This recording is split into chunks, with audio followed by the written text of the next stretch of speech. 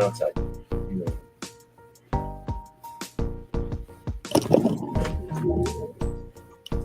Lost your chair now. Sometimes when you don't do what you're supposed to.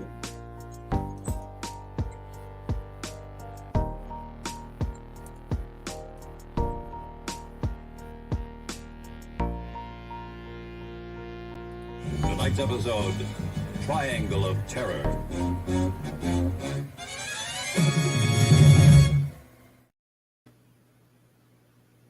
GearWebsites.com is your source for firearms-based playing cards and books. We also have mugs, shirts, and posters with designs that we've made live. Of course, we have patches. Every Friday is Free Patch Friday. We appreciate your support. Thank you for shopping at GearWebsites.com.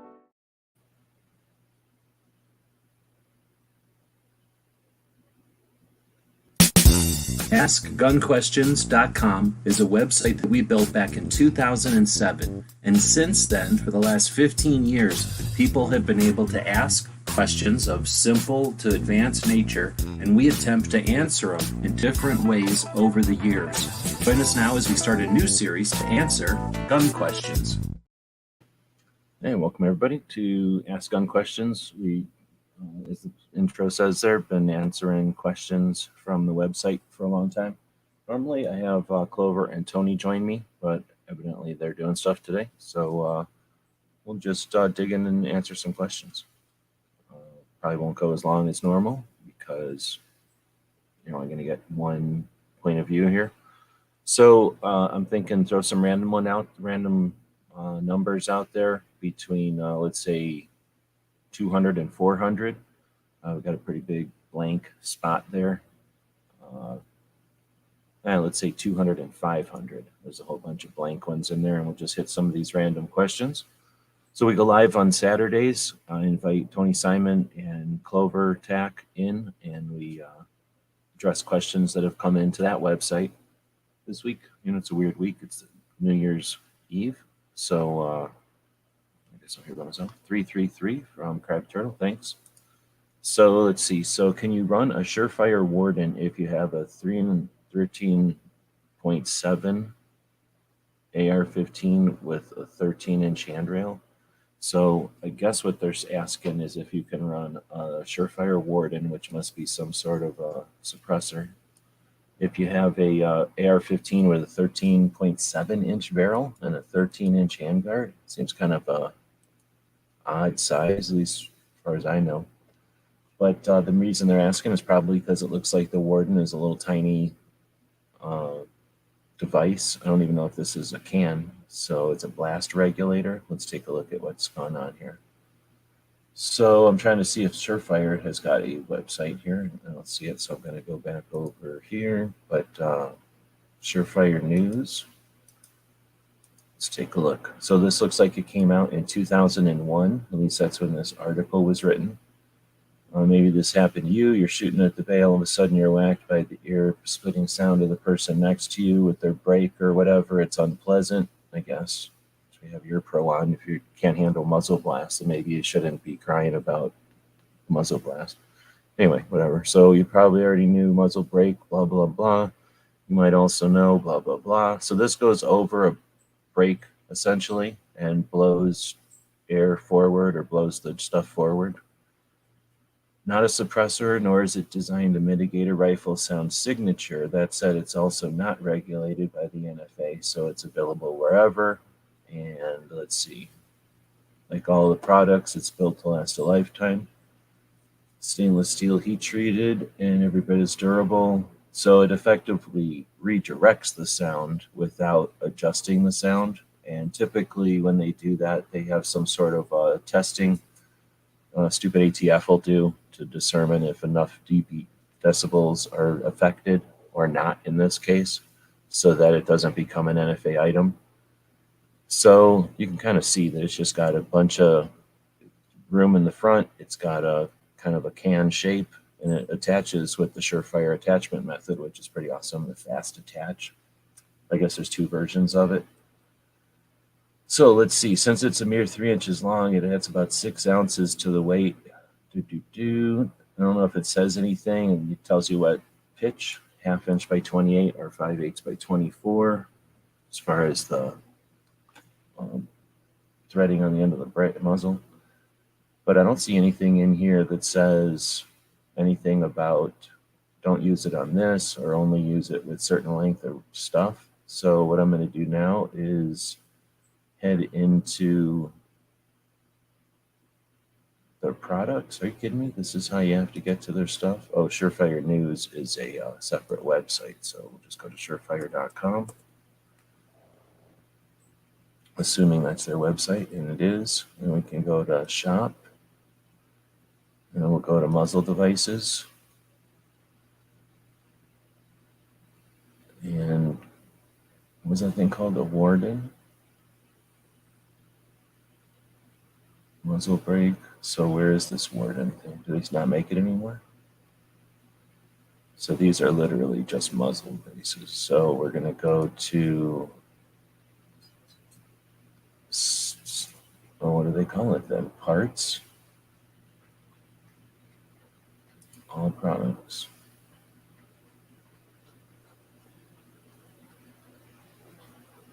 All right, there it is, $170, $250 with the blast regulator, or I mean with the fast attach. Non-NFA, precision machined out of stainless, heat treated and coated with the Cerakote. Direct threads available. Muzzle device. Key attributes, features. All features manufactured in USA because it's Surefire.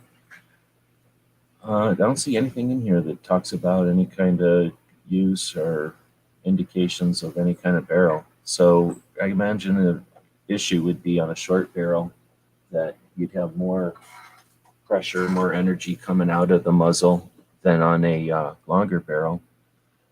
And that potentially this thing could pop, but I'm going to say, in my opinion, I think it'd probably be just fine. Surefire's pretty awesome. 13 is not a short barrel. I mean, it's kind of short. It's only short legally. It's not really short in physics. There's way shorter barrels than that, and I've seen cans on way shorter barrels than that. And we'll go ahead and answer that one answered. So now we'll take another question. We got 333. And if anybody else has a question between like 200 and 500, we'll just randomly hit them. Mike, so we'll just say hey to everybody that's out there. Mike Light was the first one to say hey. 545 by 39 is out there. Good evening, good afternoon, good morning, wherever it might be where you're at. And when you're listening to this, Krabby Turtle is the one that just asked about, or just threw out 333 for that last question. Guns and Barbecue is out there. Good afternoon. Oh, he's over on the Daily Gun Show side. Thanks. I always simulcast. I don't always, but I often simulcast the shows on 2 different channels. I don't know why. Probably a bad idea. Let's see. Plain Nut is out there. Glad to see everyone will keep me company while I strip down my Mossberg for the first time. Oh, okay. And, oh, I see. And then Six Thumb on the other channel, right on. Glass is out there. So if y'all have any questions, feel free. I'm just here by myself, but I can answer them. I can answer them better than them other two. I only bring them in here so that you hear 2 wrong answers all the time, and then I give you the right answer. But otherwise, pick a number between 200 and 500, and we'll answer that question. Let's see. Let's go to 545, I guess, since even though you're not asking that question, it's technically in your thing. So 545. I'm looking for a Remington model 71-270. Okay. Oh, looking for a bolt for a Remington model 721-270. So here's how the English language works. I don't care. Good for you. But if they were said something like, comma, can you point me in the right direction? Or can you help? I guess maybe that's implied. So looking for a bolt for a Remington model 721-270. I'm guessing 721 is the model, and then 270 is a caliber. So we're going to go up here and drag Remington model 271 up here. And we can see it's on Wikipedia. We got Rem Arms, the Remington website. Do they sell stuff? I don't know, maybe. Probably you could talk to them, I guess. Let's see, Support Safety Center Modification Program. Once you'll be notified the youth's trigger assembly, if you own or whatever, all were manufactured with a bolt lock mechanisms. These models were discontinued in 1961. If you participate, your firearm will be cleaned and inspected and qualified. Once the condition has been assessed, you'll be notified of the following. In either case, the total cost to you is $20 plus shipping and handling. You'll receive a safety. Okay, so your trigger's assembly is otherwise in good operating condition. Physically remove the bolt feature so that your rifle can be loaded and unloaded while the safety remains on. Or your rifle's trigger assembly will be found unsatisfactory or potentially unsafe because of any number of factors, including wear. The entire trigger assembly will be replaced with a new one, which does not incorporate the bolt lock. So it looks like for $20 you can send it back to Remington in New York, and they will repair parts of it. Will they repair the rest of it? I don't know. So let's see. How do you find parts at one of these places? Anybody ever look for parts on a manufacturer's website? Reach us, safety, history, warranty. Either Remington has elected not to provide any written warranty rather than to attempt to comply with provisions of the Something Act of regulations. There are certain implied warranties under state law to respect to sales. Firearms returned for service will be evaluated to determine if service will be provided free or at a fee. So you could just send it to them, it sounds like, and who's better to fix your Remington rifle than Remington? But if you got some issue with that, then I guess you would write in Bolt into the search engine. And then you're going to find Wikipedia, Remington again, eBay. Interesting. So if you go to eBay and search for Remington 721 Bolt, looks like it's $300, $325. All right, well, that solved your issue. You're welcome. We'll go ahead and highlight that one. You could probably go to Gunbroker and other places if it's on eBay, right? Boom. So now we've got question 380. Thanks. Krabby Turtle throwing that one out there. Let's see. Oh, I think we may have done the calibers already. Nope, we didn't. All right, so number 380 is, with Dan Wesson, will a 357 Super Mag barrel swap with a 357 Magnum? No, what the hell? So let's go find out. 357 Super Mag. Well, I guess I don't know what that is, so we're going to go find out. I was thinking a 357 Maximum, so let's go find out what 357 Super Magnum is. What is it, just a gun? Oh, I thought it was a caliber or something. So if it's just a gun, no, here's a Dan Wesson Super Magnum, and then here's a, oh no, these are all Dan Wesson Super Magnums. Okay. So then, what's it saying? Will a 357 Super Mag barrel swap with a 357? I gotta go find out what this Super Mag. A Super Magnum is a longer and more powerful version of a Magnum. Really? Okay, so there is a 357 Remington Maximum. Well, I know about that one. Based on the 357, it is virtually identical to the 357 Super Mag with only slightly shorter overall case length. Well, come on, man. So I guess in the 80s, Dan Wesson began to produce revolvers chambered in the 357 Super Mag. Huh. Well, I didn't even know about this one. So now I got a new caliber to look for out there. All right, well, so if this was cylinder, I'd be like, I don't know. But well, there you go, some kind of a drugs. Oops, I just linked to drugs. What were you doing? What was all that noise? Where are you going? Where were you going to just walk off to, by the way? Yeah, that's what I thought. So I'm going to say, yeah, I guess. Oh, will it fit? I have no idea. Will it be overpressured or break or anything? Doesn't sound like it. It sounds like the Super Magnum is more powerful than the regular Magnum. All right, come on there.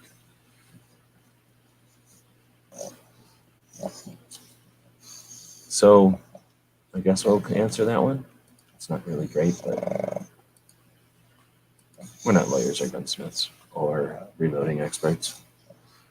All right, so seeing if any other, got 767.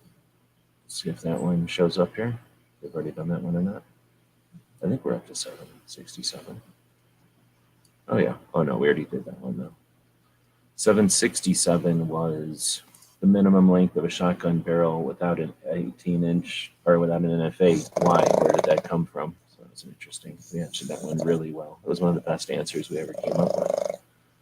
So we just did question 380. If anybody wants to suggest a question, then we'll go in and do that. Otherwise, I guess I'm going to go up to random.org.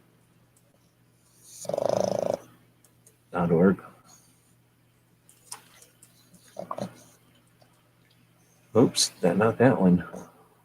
I don't know what that was. We don't know what it was either. Random. I'm getting all the bad websites today.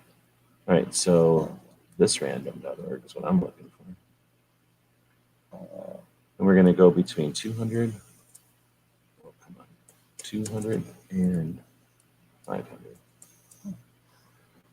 Glass is saying that 357 Super Mag is about 3/10 longer than 357 Magnum. Barrel is the same diameter, but it will not fit in cylinder because of case length in a standard 357 cylinder. That question was about the barrel, so I would agree with you. And I would figure that since 357 maximum is way longer, like it's a lot longer, that I'm guessing 357 Super Mag is somewhere in the middle. 3/10 of an inch sounds like actually kind of lot. So I can see why that wouldn't fit in there. Hey, there's Tony. Good afternoon. Hello. Hey, what's on? What's up, man? Hey, not much. I didn't know if we said last week if we were going to be going this week, so I just went ahead and scheduled the show. So thanks for. Oh, heck yeah. Yeah, I just got back. Had to run out, do some stuff. I guess you're allowed to do stuff once in a while. So we've just been randomly hitting questions here.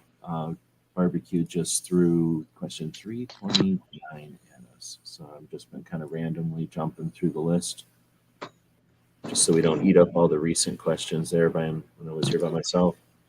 Let's see. So 329 is, what is the height, length, and width of the barrel shroud on an MG42?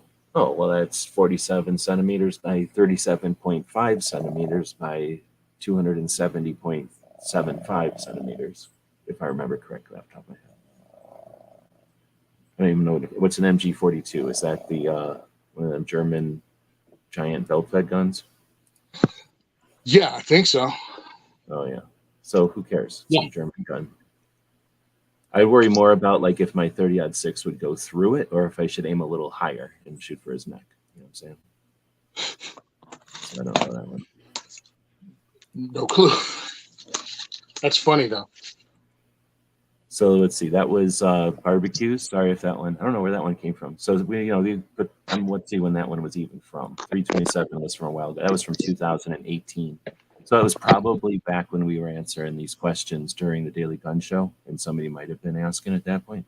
It's hard to say. Sometimes they'll watch a video or something, and then type that into the internet and somehow get our website and then ask, and they think because they typed it into the internet that we're somehow the best people to answer.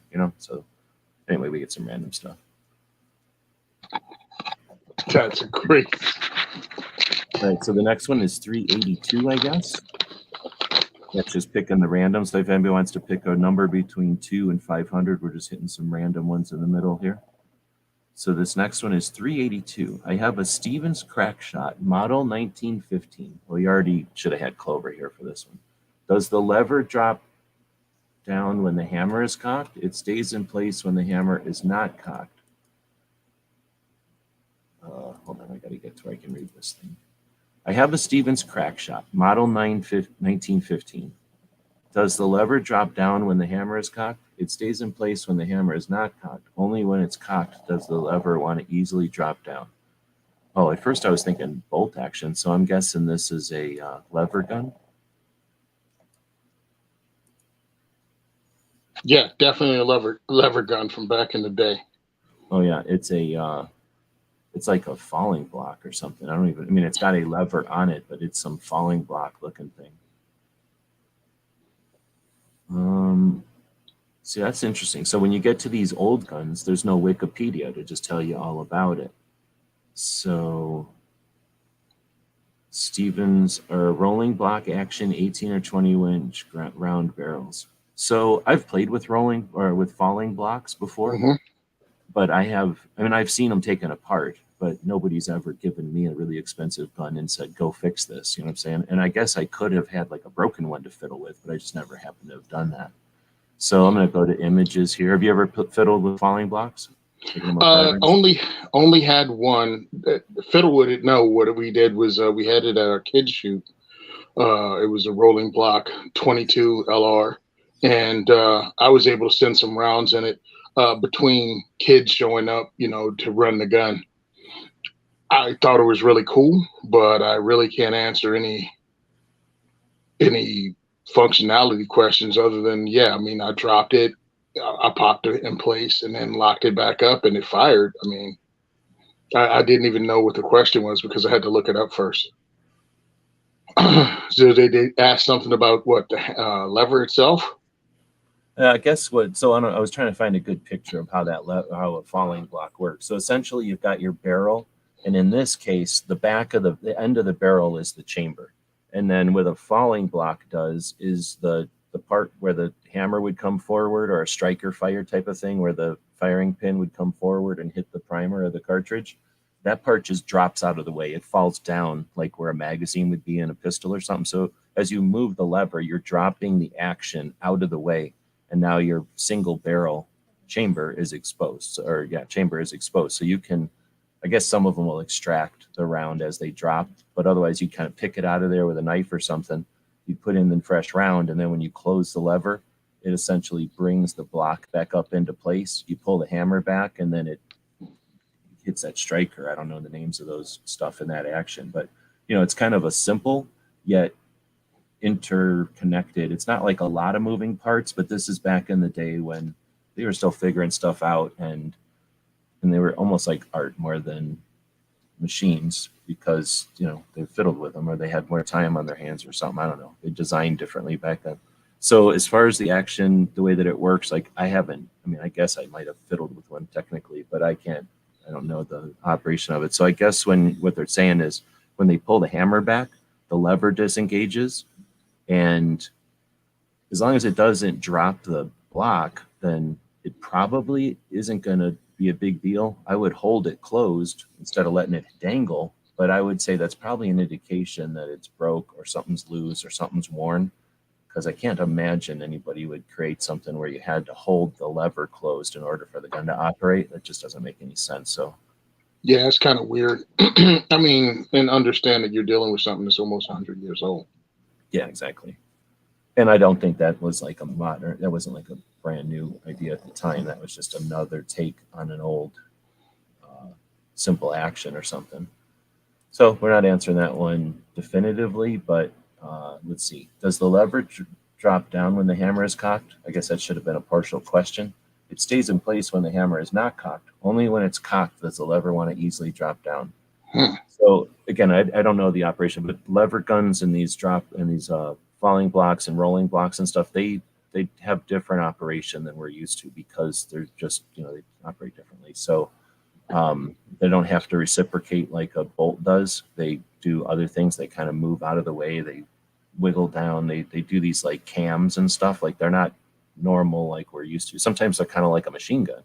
Machine guns do a lot of these weird like pull backwards and then up. They use like a triangle shaped gear instead of a round gear, so things move in multiple directions or move out of the way of other things. And that's sort of what's going on in there. So if a pin is gone, a pin gets worn, what'll happen is something is loose when it shouldn't be, but without really being intimate with that operation, you're going to need to just talk to somebody who is. And it's probably a simple enough thing that a gunsmith who's ever dealt with it will be able to diagnose that. So I don't think that one is super unique, but I would, you're probably gonna have to call around a few gun shops, gun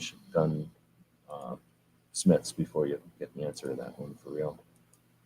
But as soon as somebody knows, they're going to know, because whatever's happening to your 100-year-old gun happened to 60% of the old guns. So it's a common thing, I'm sure.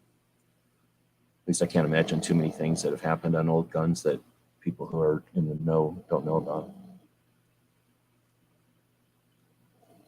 Let's see, we got another one, 408. What's the difference between the 22-250 cartridge and the 22 Hornet? Which one is more powerful? That's an interesting one. Have you dealt with any of these two? No, not at all. I just thought it was the 22-250 was interesting. Let me see if I'm right. 22-250. I'm typing in 22-250 versus Hornet, and there's literally a forum post about it and another forum post about it. So it must be a common question. Which one is better? Another one about it. I knew there's the 22-250 was actually used by the military, British Special Air Service and Australian Special Air Service. So it's like a competitor to 5.56. I think because it's used probably flatter. They have 55 grain. They have 60 grain boat tail doing 3,500 feet per second. And actually a 40 grain can do over 4,000 feet per second. So I'm assuming it's just a flatter shooting over a longer distance and maybe be affected by wind less. This says the 22 Hornet versus the 22 Magnum. The Hornet was introduced in the 30s, designed to be a varmint round because it had accurate, low recoil. The Magnum, on the other hand, was designed to be self-defense, has more recoil and more powerful. So then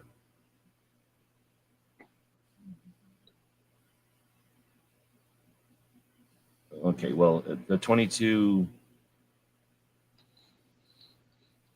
Okay, this is worthless. This is just not the 22 Magnum, really. But at least that tells us that the 22-250 was designed to be a varmint round, right? Oh, no. Yeah, Hornet.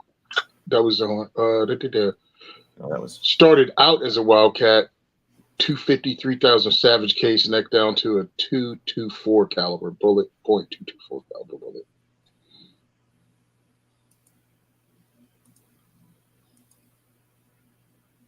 So unless the 22-240 is, or 250 or whatever, is super weak, then I can't imagine.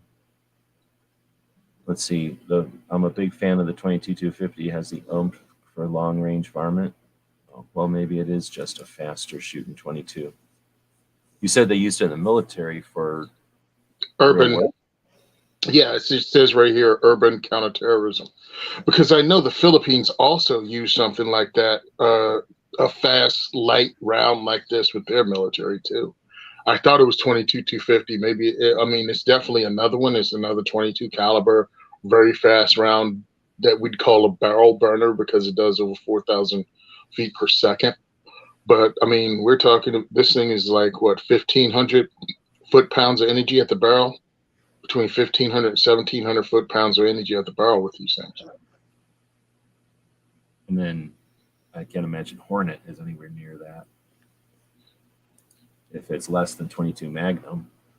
So if it's asking which is too powerful, it's hands down 22-250. It's designed to do work at distance, and 22 Hornet is designed to be a weaker 22 Magnum for varmint hunting. It's just a little bit flatter shooting than 22 Magnum, I guess. Oh, and less than half the power. Okay.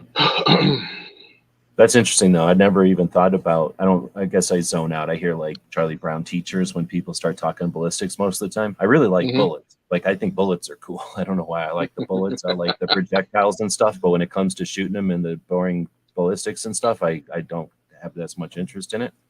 But I never thought about using something. I'm assuming the 22-250 is 22 diameter, but it must be a longer, bigger bullet than 22 Magnum, so it's still got some energy downrange if they're really using it.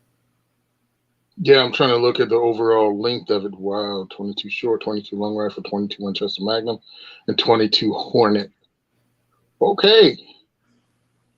Okay, so we got some actual people that know what's going on out here. So Barbecue is saying, friend of mine shoots 22-250 for precision rifle shooting. I think he changes out barrels every 2,000 to 3,000 rounds. So that's crazy. Normally, like an AR or something, it's more like 10,000 rounds if you're being cautious. And some people will shoot 20,000 rounds through a barrel before they notice anything, because they're just not that great at shooting at it. So 2,000 is a fifth. That's 5 times more than a regular barrel. I mean, that's somebody who's actually trying to be worried about competition and still, but yeah, still that's a lot of speed. That's a lot of stuff that's happening, friction and whatever. Ron Wayne is saying 22-250 is a lot bigger than 22 Hornet. It's about the limit, is my knowledge. Yeah, because he's saying that's the one thing he knows is that it's bigger. I gotcha. Because okay, I like a lot. I have a lot of different likes when it comes to firearms and firearms related stuff. I mean, I can easily fall down a rabbit hole, like ridiculously so. So that's where I heard about 22-250 and other things, because I was watching someone shoot, what do you call those things? Prairie dogs. And, you'd get a table out, you're sitting in the middle of a prairie dog town, and they're small targets that don't stay still for very long. So you need a flat shooting fast round, because they'll learn to duck when they hear the round go off. So you want something quick enough that it hits them before they hear the report of the rifle. And that's where I heard about stuff like 22-250. And I also watched a guy in England, because you can use wild rabbits in England in restaurants. So he would go around to farms. The farmers would hire him to shoot rabbits, and then he'd take the rabbits that he harvested and sell them to restaurants. And he was talking about the difference between using his suppressed 22 long rifle that uses supersonic rounds to using a 17 HMR, and how the rabbits would hear the 22 LR coming. When the rifle go off, they'd all duck or flinch, and he had more chance of missing. But with the 17 HMR, they don't identify that sonic crack with a gun going off, because the rabbit is down and then they hear the crack. And he was like, I guess they think it's lightning or thunder or something, but they don't associate the two. I'm sorry, the 22 is slower. They'd hear the sonic boom, and then the rabbit would go down, and they'd associate those two things together. But vice versa with the 17 HMR.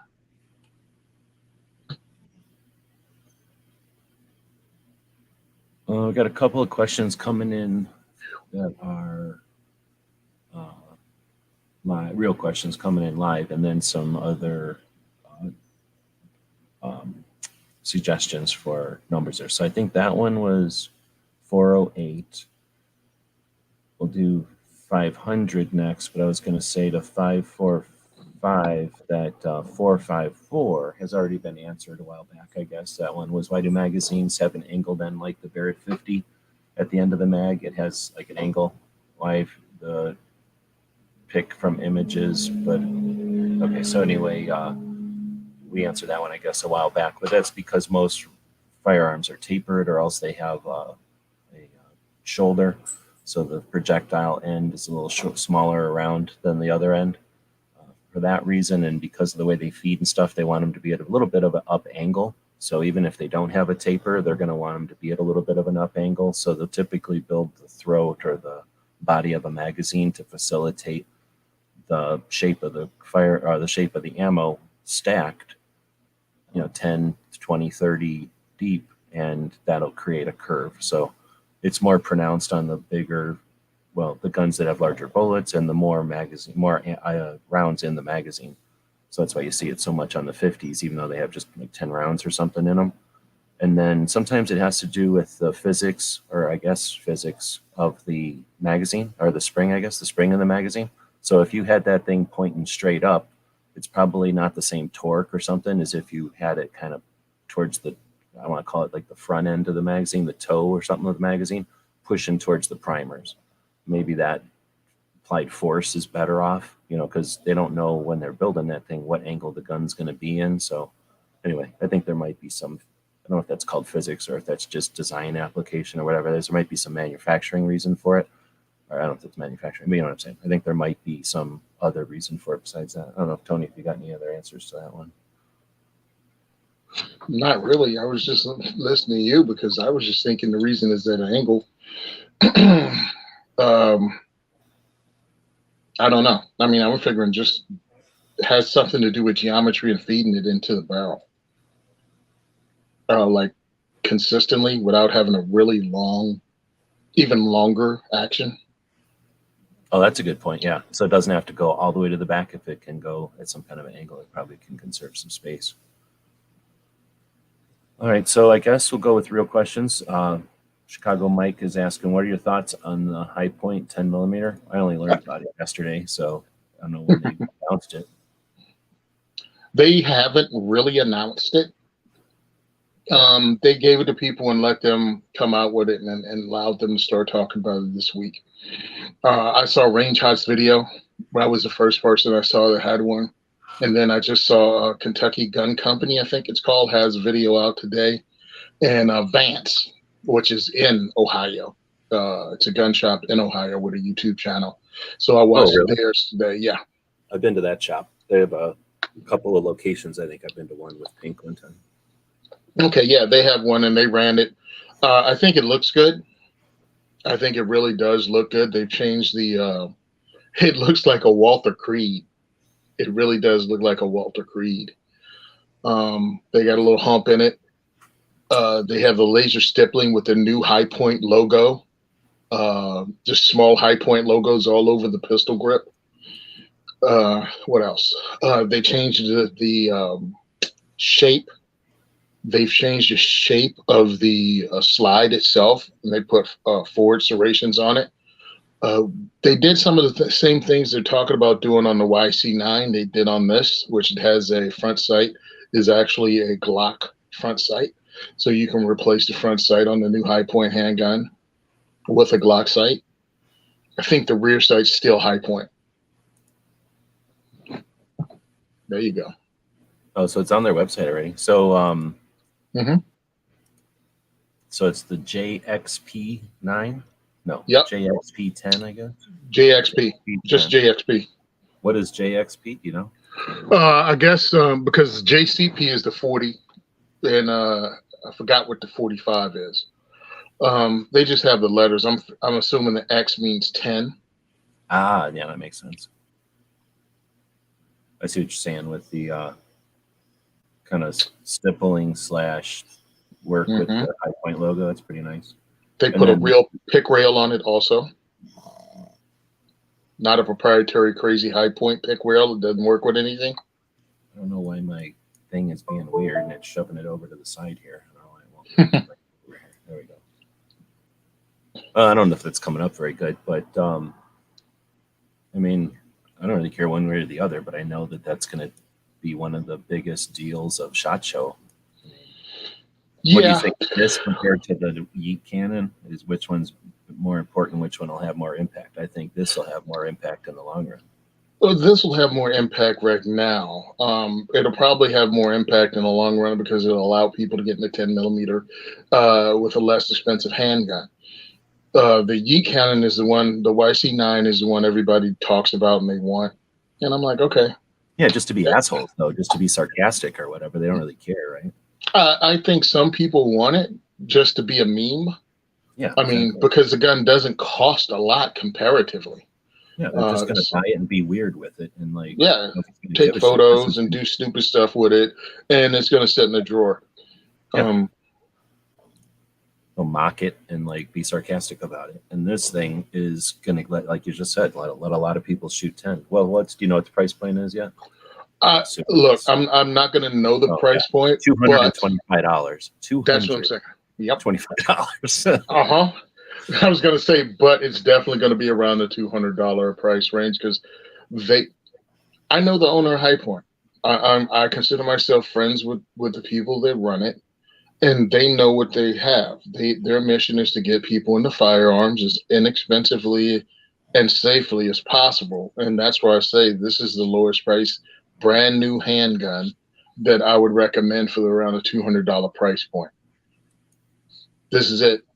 I mean, I've got over I know it was over 3,000 rounds through my JCP, which is the 40 cal version. I've written reviews on it. I give the pros and the cons. It makes no difference if I'm friends with these people or not. I'm going to tell people the truth about it. This thing that could be used as a life-saving tool. But I don't think most people own high points as a life-saving tool. I think they just get it because they want an expensive gun. No, well, I mean, people Maybe. you talk to, maybe, but I can tell you from hanging out at a gun shop for whatever number of years that, yeah, a lot of people are like, I need a gun. Well, what for? Because of bears, because of cats, because of my neighbor, because I'm scared, because of whatever. I want to go target shooting. Like, I want to collect a gun and I want to buy one. I just feel like I want to own a gun. I want to exercise my rights. I mean, all those questions are really, all those reasons, I'm not even shitting. Those are all legitimate reasons that have come in. And there's people that just only have like $300 to spare for it. Like, it's just not a big deal to them. Like, okay, good. I could go buy golf clubs. Am I going to go buy $1 million golf clubs because they're better? No, I'm going to go to the thrift store and buy golf clubs, right? Anybody can tell me I'm wrong? No, because if I get into golf, I'll eventually buy those nicer golf clubs. But you know what I'm saying? Like, just same thing with guns. So they're going to walk in and they're going to see that high point for $100 and they're going to buy it. And everybody's first gun is either the first of 1 billion, right? Or the first of 2 or 3, or the only gun they're ever going to buy. So, like I said, you can't. Yeah. So anyway, I would say that the majority of people that buy them are just looking for something inexpensive. So that means everybody who's 18 to 20, except for in states where they've made that infringement. So everybody who just doesn't have money yet, right?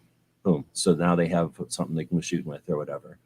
Now with the internet, I guess it's a little different because all my experience was like as the internet was growing. But like you just said, that now that there's the whole like meme culture and shit, you're right. Like there are probably more people with disposable income buying the shit out of them. But in my day, the people that were buying them weren't buying them to put in a locker or like a practical third gun or whatever. Those people are still buying a practical third gun was a used Glock, right? But those people that were like, I want a brand new gun that still has a warranty that I can know I'm buying a brand new gun. And plus with that kind of gun, with a gun that's not designed, well, actually I wouldn't say it's not designed to last forever, but it's not really designed to last forever. It's got a lifespan. So with that kind of gun, you might as well buy it new. It's a $200 gun versus $140 or something. You might as well spend $60 more and buy one that's got more lifespan in it.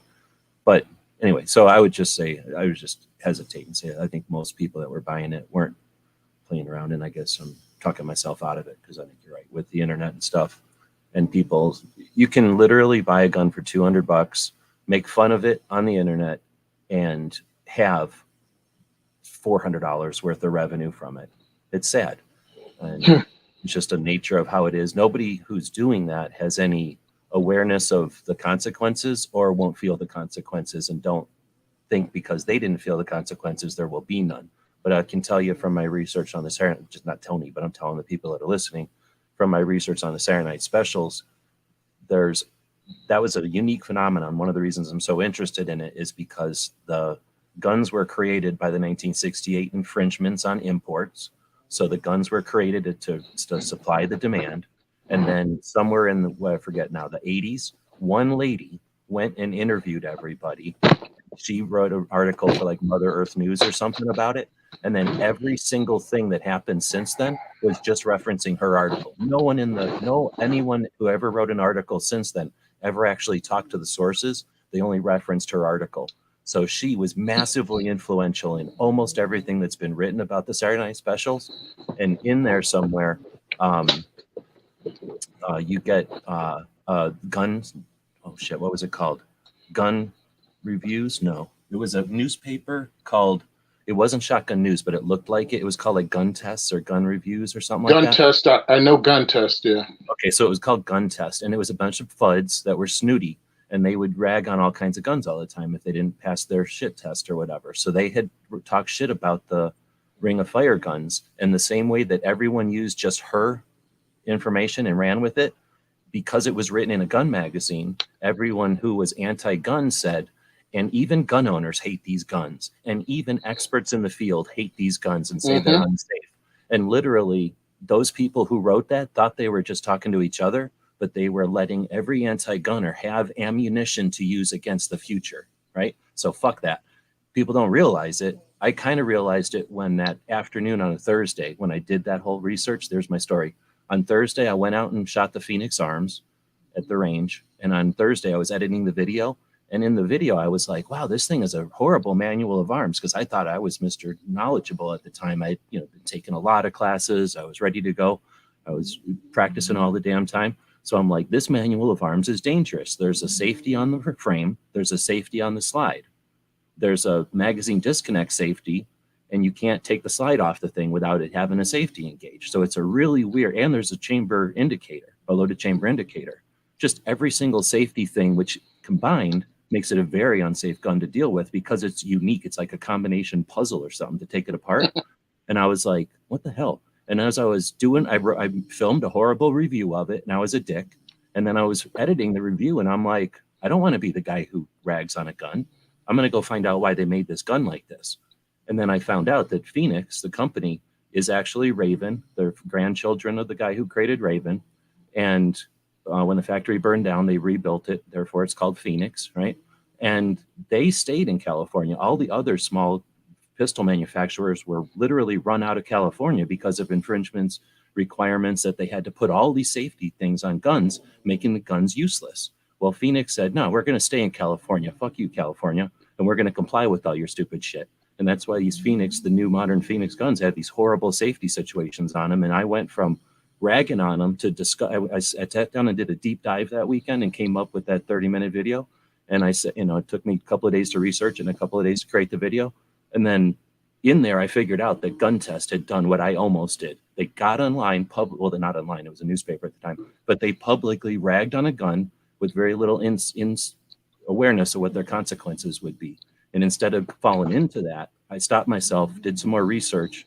But I mean, I'm not super wise or nothing. I just felt bad about making a bad video and hesitated, did some research and said, okay, I'm never doing a thing like that. I'm never going to contribute, if I can help it, to the anti's ammunition against us for a thrill, for a cheap laugh. It's not, you got your First Amendment right. You can hate whatever you want. You can talk about hating it. You can not even hate it. Just think it's funny to joke and shit. But there's consequences. And anyway, I'm not trying to rag on people that rag on guns, but they're just putting that out there. No, I mean, yeah, I'm looking up to make sure it was Gun Test, because I know I used to read Gun Test articles when they were online, and I'm just trying to find out if they were actually a magazine too, because I knew there were like two out there back in the day that they could find in a gun store. One was definitely Shotgun News, because I'd go through it and look at it until it fell apart, or my mom made me throw it out, and I couldn't remember what the other one was. But on Gun Test website, they don't give their origin, you know what I mean? So I don't want to say it was them that was doing it, but I think it was. Anyway, I think you're right, and you've actually checked me on something I did once because of what could possibly happen with that material once it's released online. The negative part that, could easily be avoided, especially for a meme or joke. And I also followed your what do you call it, a 30-minute video you did. I think it was cool because you found these Ring of Fire guns and followed them with the history behind them, the story behind it. I thought was really interesting.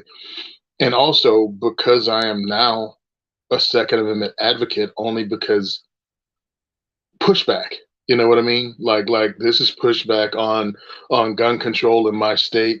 I didn't say, well, I just do what I'll have to do. I'm like, oh, screw this. I'm going to fight you on this.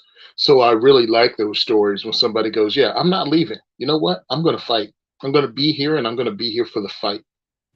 Right. We're going to be the consequences that you hope that we ignore, or that we all leave. And the consequences are that you just take all what's left over. Like, that doesn't work. We're going to stand here and show you that you're what you're doing. Anyway, that's so there's a poll going. What's the best, since this is the last show of the year, what's the best thing about 2022? And the options I put in there were the gun community growth, Second Amendment wins, the new guns that are out there, or the new ammo that's out there. So I think there's a couple of new calibers. I'm going to call 30 Super Carry new, but I think there's some other, I'm sure there's some new rifle calibers I'm not paying attention to. And anyways, and then potentially new brands of ammo or types of ammo. I guess I might have missed some of that, but there's always a new hollow point or some kind of new thing that people are into. Nobody's picked ammo though. 17% of people have picked the new guns, and then, which I guess my audience isn't going to be a gun-focused audience so much as other things. But then 26% gun community growth and 57% 2A wins. And I'm guessing that's due to the New York State Rifle and Pistol Association and consequent ass whoopings, but also some of the California decisions that have been positive. Of course, 3 more states with constitutional carry. I guess we've had some decent wins. We've had some challenges to the atrocious, to the obnoxious, whatever the word would be for like the Oregon situation and the New York situations. Unfortunately, y'all are getting wailed on in New Jersey, and I don't think there's anything, at least that we're aware of, that's challenging or stopping that from happening right at the moment. And then I think Connecticut is about to get wailed on also. Might be a couple other states. Is Pennsylvania about to get, or is it Ohio? Some other state in the Midwest, I heard somebody saying that it's dire and they're definitely going to get assault weapons banned. I think it's Ohio. I think they have a new anti-gun governor.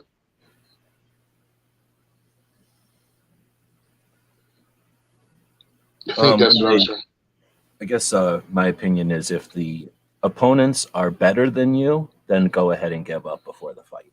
But if they're not, then I don't care how weak somebody or how strong somebody sounds. If they're weaker than you, who cares what they yell and scream about before they lose the fight, because they're about to lose a fight. Yeah. I mean, that's what's happening in New Jersey. My whole thing was just never give up. I don't care. I think, you know how sometimes things can motivate you, like motivational posters and things like that? When I was in the Marine Corps, on the wall, I even forget where. I just remember it was hanging on the wall on somebody's wall. It was a picture of a stork or some kind of bird with a long beak swallowing a frog. But the frog had his arms outside of his mouth around the stork's neck, choking it. Yep. And it was like, no matter what, never give up. And it's like, yeah, one of them is going to win this. It's just who can hold on the longest. And I look at the Second Amendment fight in New Jersey like that. Keep the fight up, because the Bruin case gave us a winning chance. I mean, actually, more than a winning chance. Bruin's case actually changed the law of the land. The saying, the things that they put in our way, the restrictions they put on us to actually carry in the state, also magazine bans and limitations. All of that now is kind of waiting on a court case to knock it down. 2 years ago, 3 years ago, you couldn't tell me that we'd have carry in Jersey. Now we do. I mean, it has a bunch of restrictions, but you can actually get your carry permit. And I think they put a pause on that whole law anyway. So yeah, you can still carry. And once things and we don't live in a time when people have had an experience for this, but they have, and they just don't associate it. But, think of the marijuana situation. If you're not adamant or interested in the marijuana situation or paying attention to it or like an advocate for it, however the words are, you may not be paying attention to it, but the medicinal and the recreational and the, what's the other word, decriminalization and those kind of things have changed the laws or changed the whatever out there. And what happens is it's not like a couple of states had whatever, some version of less marijuana laws, and then the rest of the states doubled down or something. So they're not recognizing what the other states are doing, or they somehow think their state is so much different than all the other states. But anyway, I think that stuff's losing ground, and there's nearly nothing from to compare this to. It's unique in its infringement, and anyway, and awareness removes that, but then they're going to be shifty and they're going to move until the money's gone, until the drive is gone. That'll be something that we gotta, like you just said, we're just gonna always have to be to some extent fighting it. Yep. The worst part actually is when it goes away. Like 14 was one of the worst times, I thought, not because it wasn't a good time for guns. It was actually a brilliant time for guns, but it was frustrating for me knowing what we could have done to rally troops and to gain solid position, go uphill and own the hilltops. Instead, we fought the battles, we went down in the valleys and set up towns and cities. And it's like, why didn't we just go to the hilltop when we were at peace, when we could have got up there easy and then establish our stuff up there? So it's very difficult to ever come get us again. Instead, we fought them off from bothering us, the ambushes and stuff, and we set up our towns and cities back in the valleys, just waiting for another attack. That was the tough part.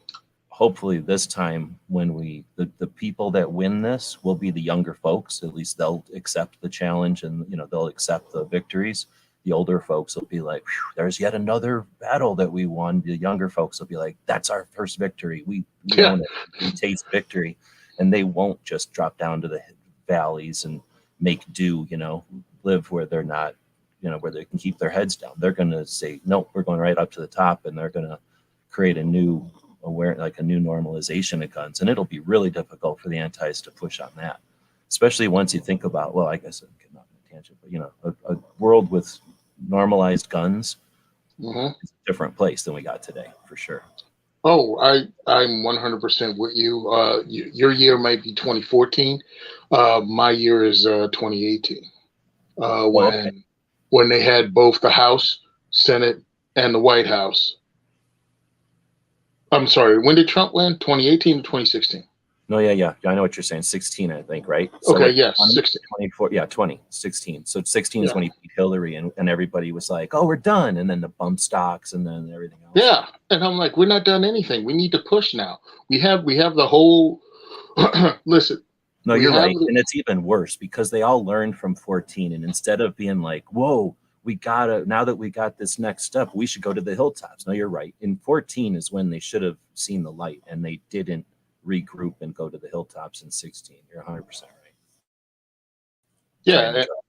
No. It was to me, it was frustrating as an advocate living in a state that I knew we couldn't win on the state level because of the way politics and gerrymandering and everything else is set up, that we're always going to have a Democratic majority.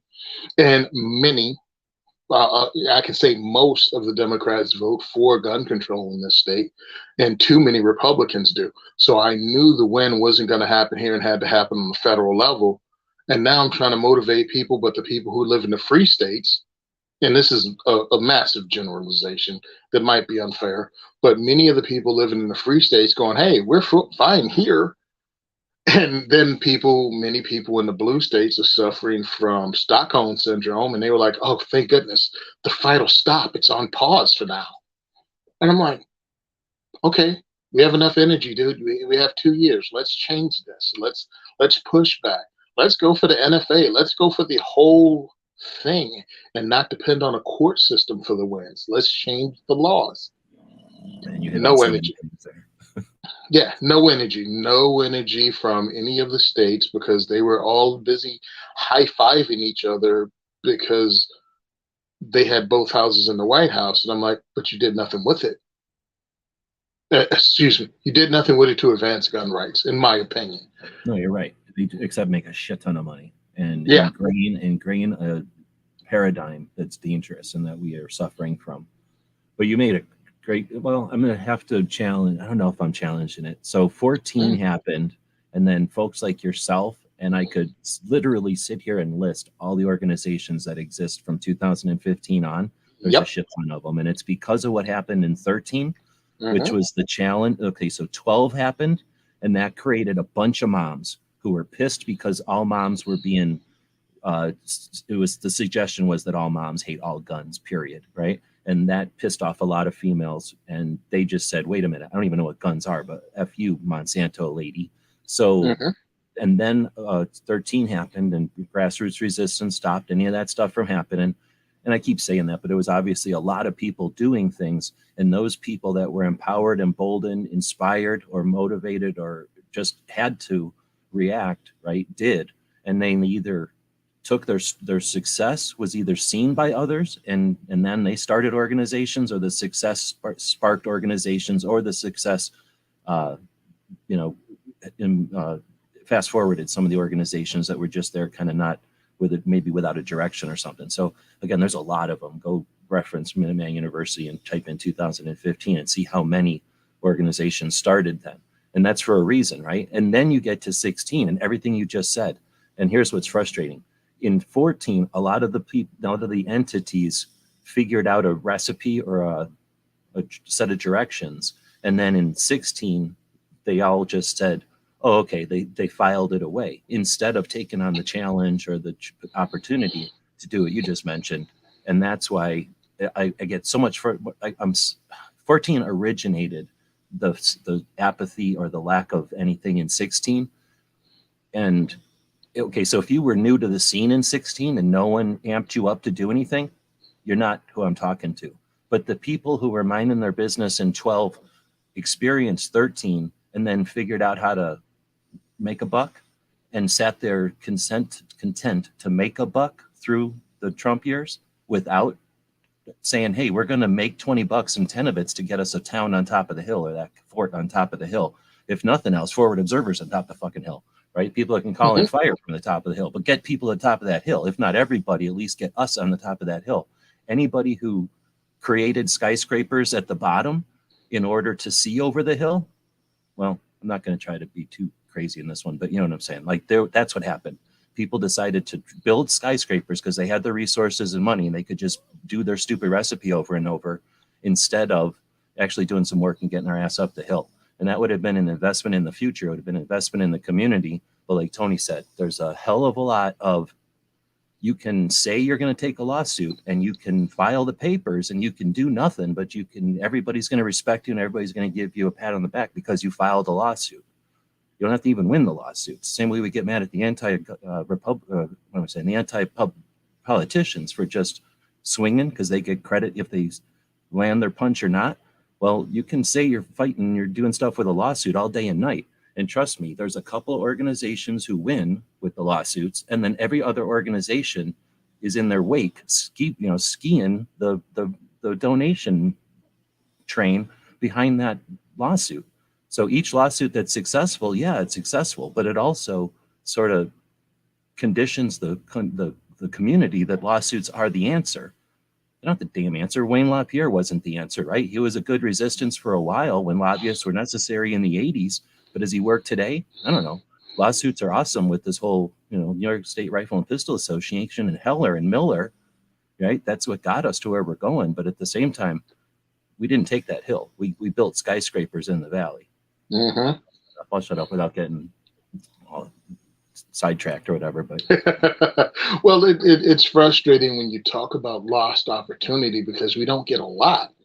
I mean, truly, watching people fight a battle on the defensive side only and then give praise to people that do hardly anything or take credit for the work others do is or take annoying. credit for the effect of the work others did. So it's like, hey, we busted through this and let the light in. Oh, I grew a garden. Oh, you grew a garden. Thank you.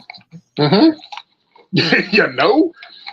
And it's like, especially, look, I'm talking about for me here. And then I saw the same frustration with Maj in Philly. I saw the same frustration with Phil Smith and Diana Mueller and Oklahoma. Like all of us in different parts of this country came up pretty much in 2015 going, obviously these people are not going to do anything. I'm going to do it myself. Moms at Arms. All of us started like the same time, dude, because the frustration level got so high. And I think you're right. Yeah, 2014 was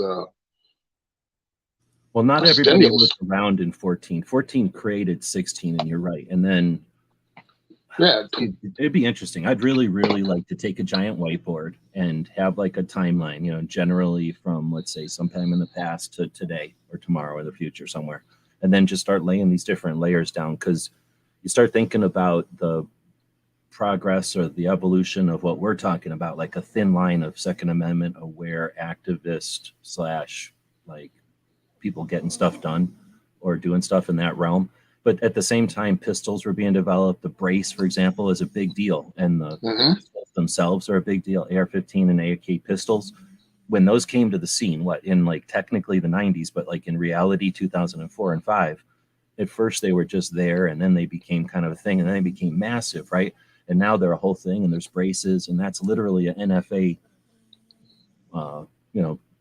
linchpin or keystone, right? We could, and then we got suppressors and that whole thing. And all of that stuff has to do with a couple of things. The internet, right? Like how fast the internet was going, how many people were able to get online, like the people who got online and decided to take pictures of suppressors. Thank you. You're welcome. Right? Like the people that decided to do stuff with their cameras and then put that on the internet at the beginning of the internet so that the rest of the people could go, oh shit, they're suck at that. I'm going to do it. Or like, oh, that was cool. I'm going to do that too. Right? Or I'm going to do it with my whatever I got to add. Like that kind of stuff was all there and happening. But at the same time, internet was getting faster so that more people were on and it was getting cheaper and that kind of thing. But at the same time, the war on terror, the global war on terror, which literally changed military, changed technology as far as military stuff, changed like the way that we fight and the people that fight, the number of people, and those people that were being rotated out. I mean, that was one of our longest campaigns, 20-something years. So literally people, their sons and their grandsons fought in that, right? So that means that many people are being rotated out with experience and awareness. And that means like anything, you've got people that want to essentially cosplay that or whatever that's called, emulate that stuff.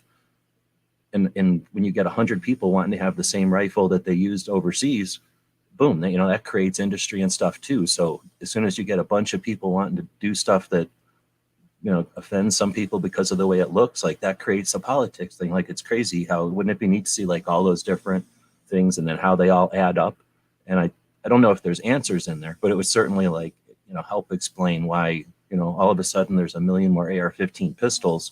Now, Karen is going to clutch her pearls and go, oh my goodness, AR-15 pistols must be a problem.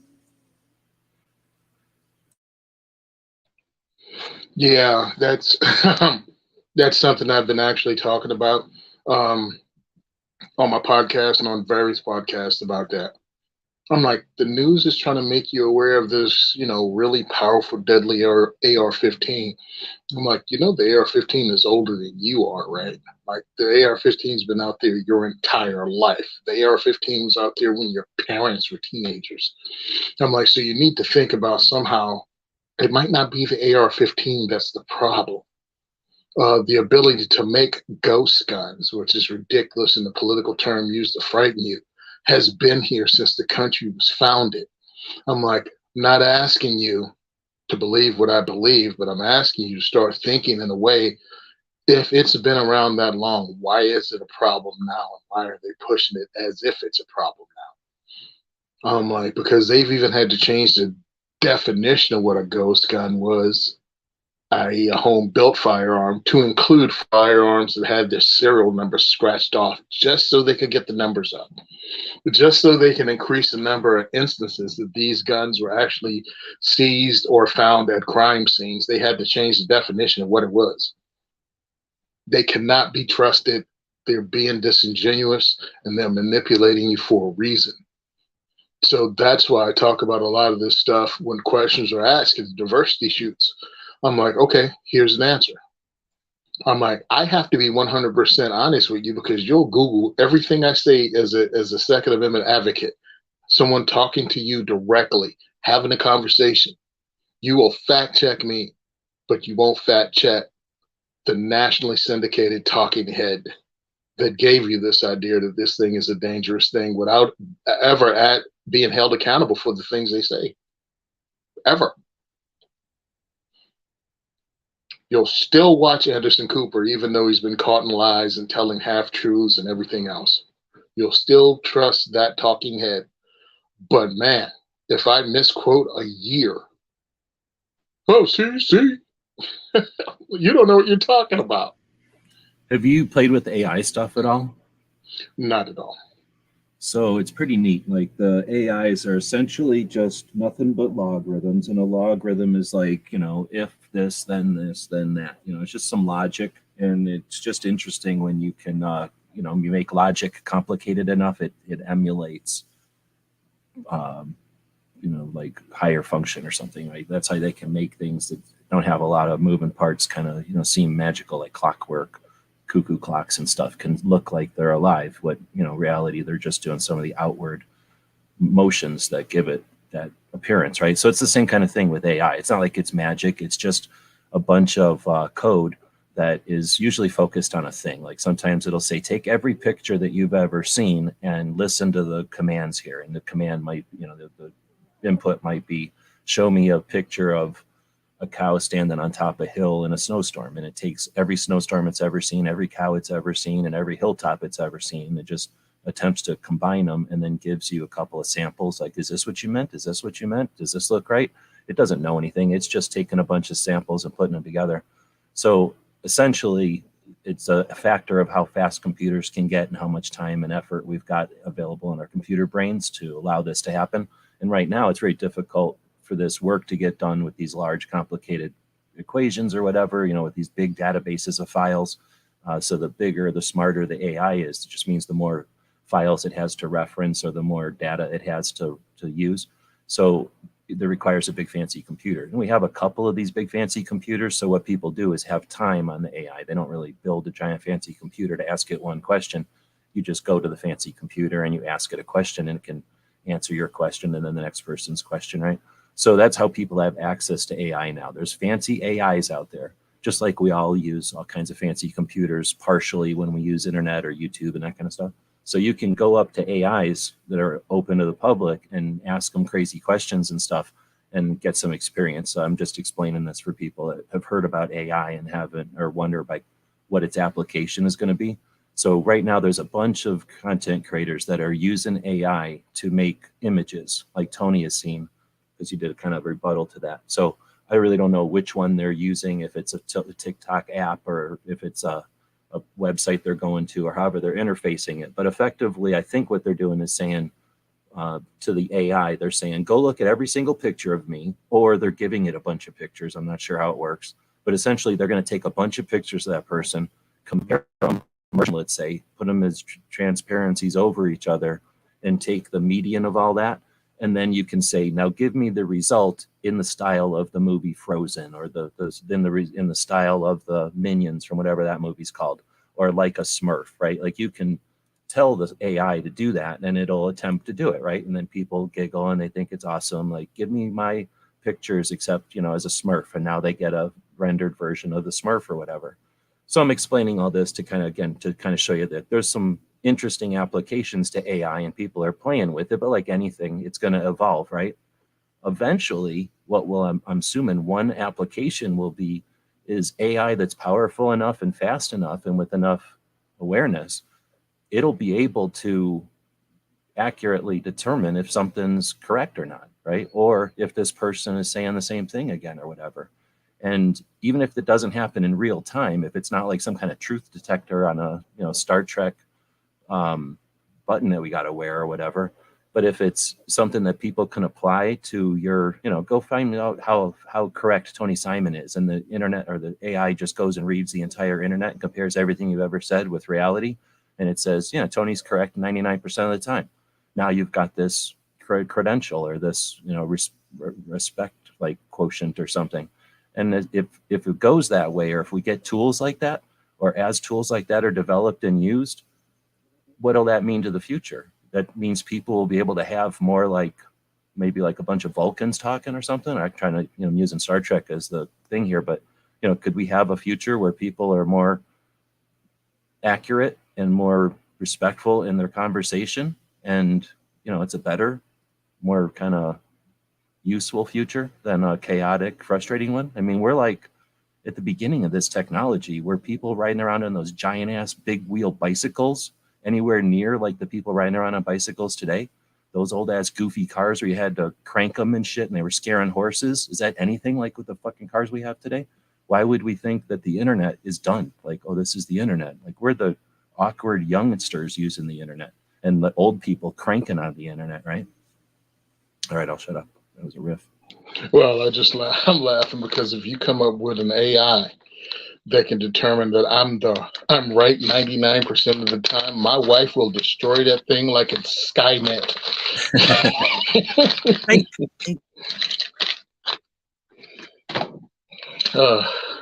Anyway, so I guess we went off on a tangent there. It has nothing to do with nothing. So the next question, a real question, Plain Nut is asking, for my AR shooters, I'm new to the platform Is it common for the buffer spring to make a noise after every shot? It functions fine, but I hear that spring sound after each shot. You want to take it? Yes. Yes, it's 100% normal. Um, yeah, it's one of those things that people say get on their nerves. So uh, JP, I don't know the rest of the name of this company. JP Enterprises? Yeah, JP Enterprises. There you go. Has a silent buffer system that you can purchase. That is expensive. Some other companies have obviously made less expensive copies of that, but JP Enterprises has something called a silent buffer system that you can use if that spring sound gets on your nerves. Doesn't bother me because that's supposed to be there. That's how the thing's built, and I'm not dropping 100.5 just to get that sound not to be there. But yep, it's supposed to be there. Totally normal. What about dropping like graphite or something? I guess I don't think about it, but is there something you can cram in there? Not that I know of that won't affect, how it may, how it may affect the action. But again, it doesn't bother me, so I've never thought more deeply into it outside of they have a product that you can use if it really gets on your nerves. I mean, I don't hear it that much, so I'm thinking on an AR pistol, you definitely would hear it, right? Because there's nothing in the way of hearing it. But on stocks, I think maybe it's just because almost everybody I know just about closes their stock and runs their nose up on their charging handle. So we just don't have a lot of receiver extension exposed. Yeah, for me, I mean, I use A1 or A2 stocks because I live in Jersey, so my stock has to be fixed regardless. So why purchase an adjustable stock if I have to still pay someone to pin it in place? Yeah, there you go. JP Enterprises Silent Capture Buffer Spring. Thanks a lot, Baron. So since Baron's out there, I don't know how long we're going to be doing this. Since it's just me and Tony, I'll just go until Tony gets sick of this.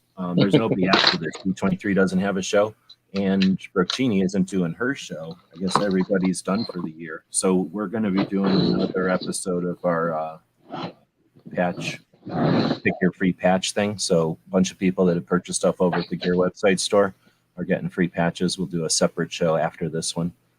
So stick around. You don't have to be present to do it. If the weekend ends and you haven't found one of the live things, we'll just ask you what patch you want type of thing.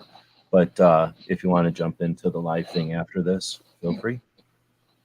All right. So the next question is from Mike White saying, let's go to 500 next. And 500 is, where'd it go? How old might a 5-shot Chrome 32 revolver be? Manufactured by Ivor Johnson's with no serial number. Okay, that's an interesting question. You want to throw something at that one? Well, I mean, no serial number means it's pre-68? And definitely before pre-68, yeah. Yeah, it's pre-68 before the requirement of serial numbers. And then Ivor Johnson is a really old company, as in, I think 1800s, right? Yeah, I mean, I don't know either, but yeah, a long, long time ago. Yeah, so it could be, and you say 32, so we could be talking about the turn of the century. We could be talking about that. 32 revolver, Ivor Johnson. Oh, this is not the same Ivor Johnson. Cut it out.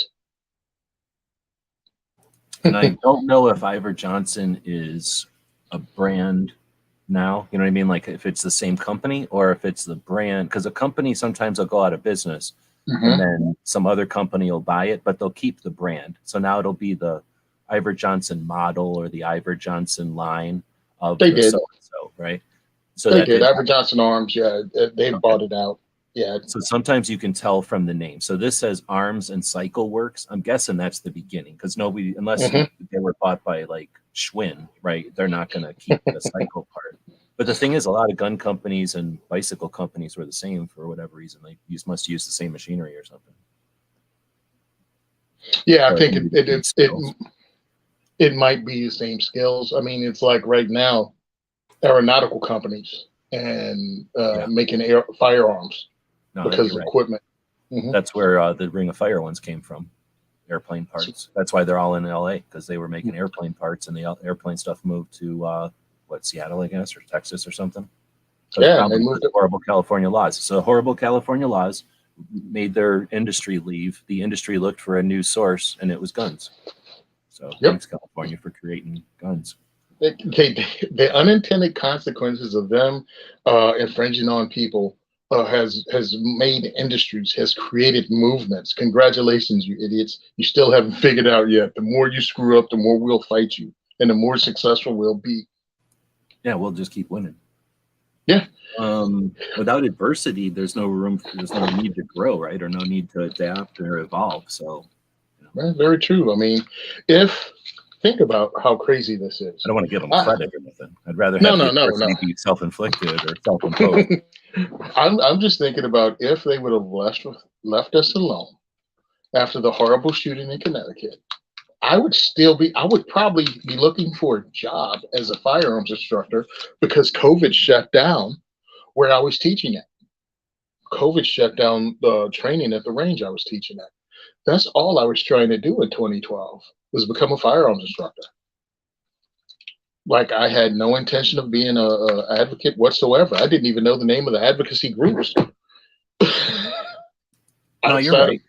And it had gotten, the end of the assault weapons ban in 4. And then there was the global war on terror. So a bunch of people were going over and getting familiar with firearms and coming back. And that means so-and-so cousin is over there and such niece is over there. And she learned how to shoot an M16. So guns were more normalized and nobody was afraid of nothing. There was no crime increase. In fact, it was a decrease. There was some issues with ammunition. I think that's about it, really. There was some shortages due to issues just in the supply chain type of issues. And then wars happening. I remember when Kalashnikov sold a ton of them to Venezuela, right? Guess what happened after that? But when they sold a bunch of them to Venezuela, remember that was a shortage. You couldn't buy Segas for a while. And that was it was just a market issue. They could only build so many guns and they were all being allocated full auto over to Venezuela. So that was an issue in our thing. And that's the kind of shit we were dealing with. Lame stripe, lame issues like that. And at the time, everybody was complaining. I can't believe Venezuela gets the guns before us. It's the end of democracy. It's the end of everything. They're going to turn into communists. Well, they did turn into socialists, but guess what happened? They failed, right?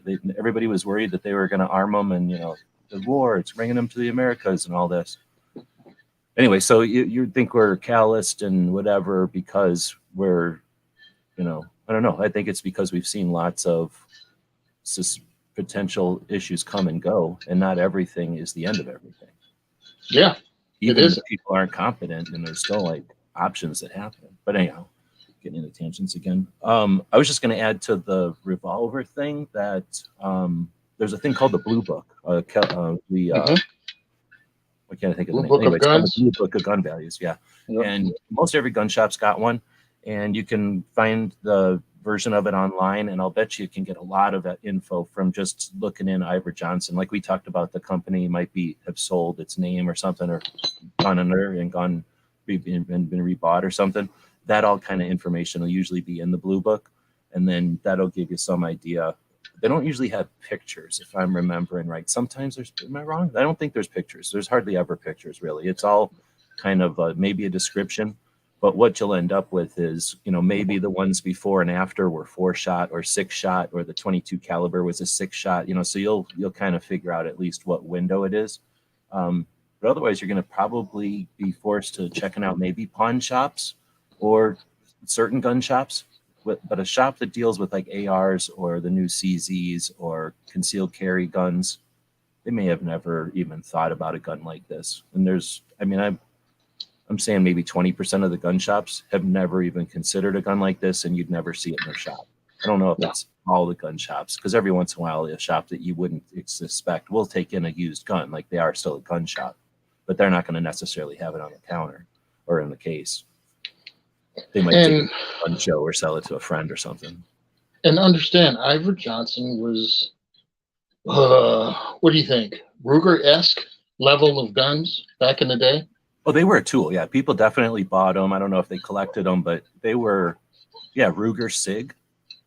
Oh, because the reason I'm saying it is don't expect that you're going to get a lot for them, because it's not a Colt Smith & Wesson level gun. It was a tool bought by people that that purchased things like, security guard, home defense, but they weren't about that whole, I'm going to get the top of the line, yada, yada. It was like, no, I'm getting an effective, especially what was it, 32, they said? Yeah, 32. And it would have been sold in the back of a magazine. You can look at magazines and they'll have the Iver Johnson. They'll have a guy on a bicycle shooting at a dog or whatever. Yep. Like the carjacker guns. Yeah. Well, back in the day, you'd have mountain lions and dogs, I guess, viciously attacking everybody on a bicycle. I guess I could understand it. But yep. I mean, was there hype? Was it like there was one mountain lion attack, so now everybody's buying a gun? Was there like one? I don't want to say one riot because it was actually a shit ton of riots, but you know what I mean? There's like one incident that they blow out of proportion. I'm not saying anything's blown out of proportion. In fact, it's more manipulated than anything else. We're seeing it from one side of the street. They're showing it to everybody else from the other side of the street. And then they're saying, both of you don't agree. You're both hate the other. It's like, nah, quit, anyway. Going on. Yeah, that's always funny, right? You guys disagree, so you must hate each other. Not really, no. Calm down. But I think the 32 was probably, like a solid gun. But the thing is, they also were shot for 100 years. And how many times did somebody empty that thing and go click, click, click, click, click, click, click while they're watching a TV show or something? So these things are usually worn out. Or became that closet gun that the kids would get out, empty it, and play quick draw cowboy with it. And then load it and put it back. So, the firing pin is all just nicked up. Also, when you're looking at Blue Book of Guns, I think they use that whole NRA, what's the thing, grading system. And the grading system. And just assume whatever you assume your gun is, do it one place below that when you're looking at the prices. Yeah. Because people always overestimate how valuable or how good looking their guns are, especially when they're looking up values and want to sell them. And that would be actually kind of cool. Now there might be something, I just haven't seen it, but a cool shop or a large enough shop, or maybe somebody who can go around and make it happen, or definitely collectors could do this, but do like whatever the gun might be.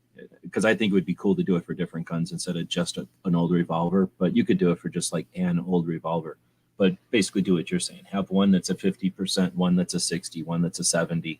And then show people like it has to be immaculate, never even been hardly touched by human hands to be here. And then it has to be touched by human hands to be here. And then you can get some rust, and then it can be tarnished a little, but that would be kind of interesting because often people look at it and they see all well, it's still there. It's all in one piece. It's got that, it doesn't have that much rust, but they don't know what a good one can look like. Yeah, it's all there. All the parts are there. 95%. No, it's not. No, because it's crazy, and you're right. To get that, what is it? Very good. It has to almost be in the box new.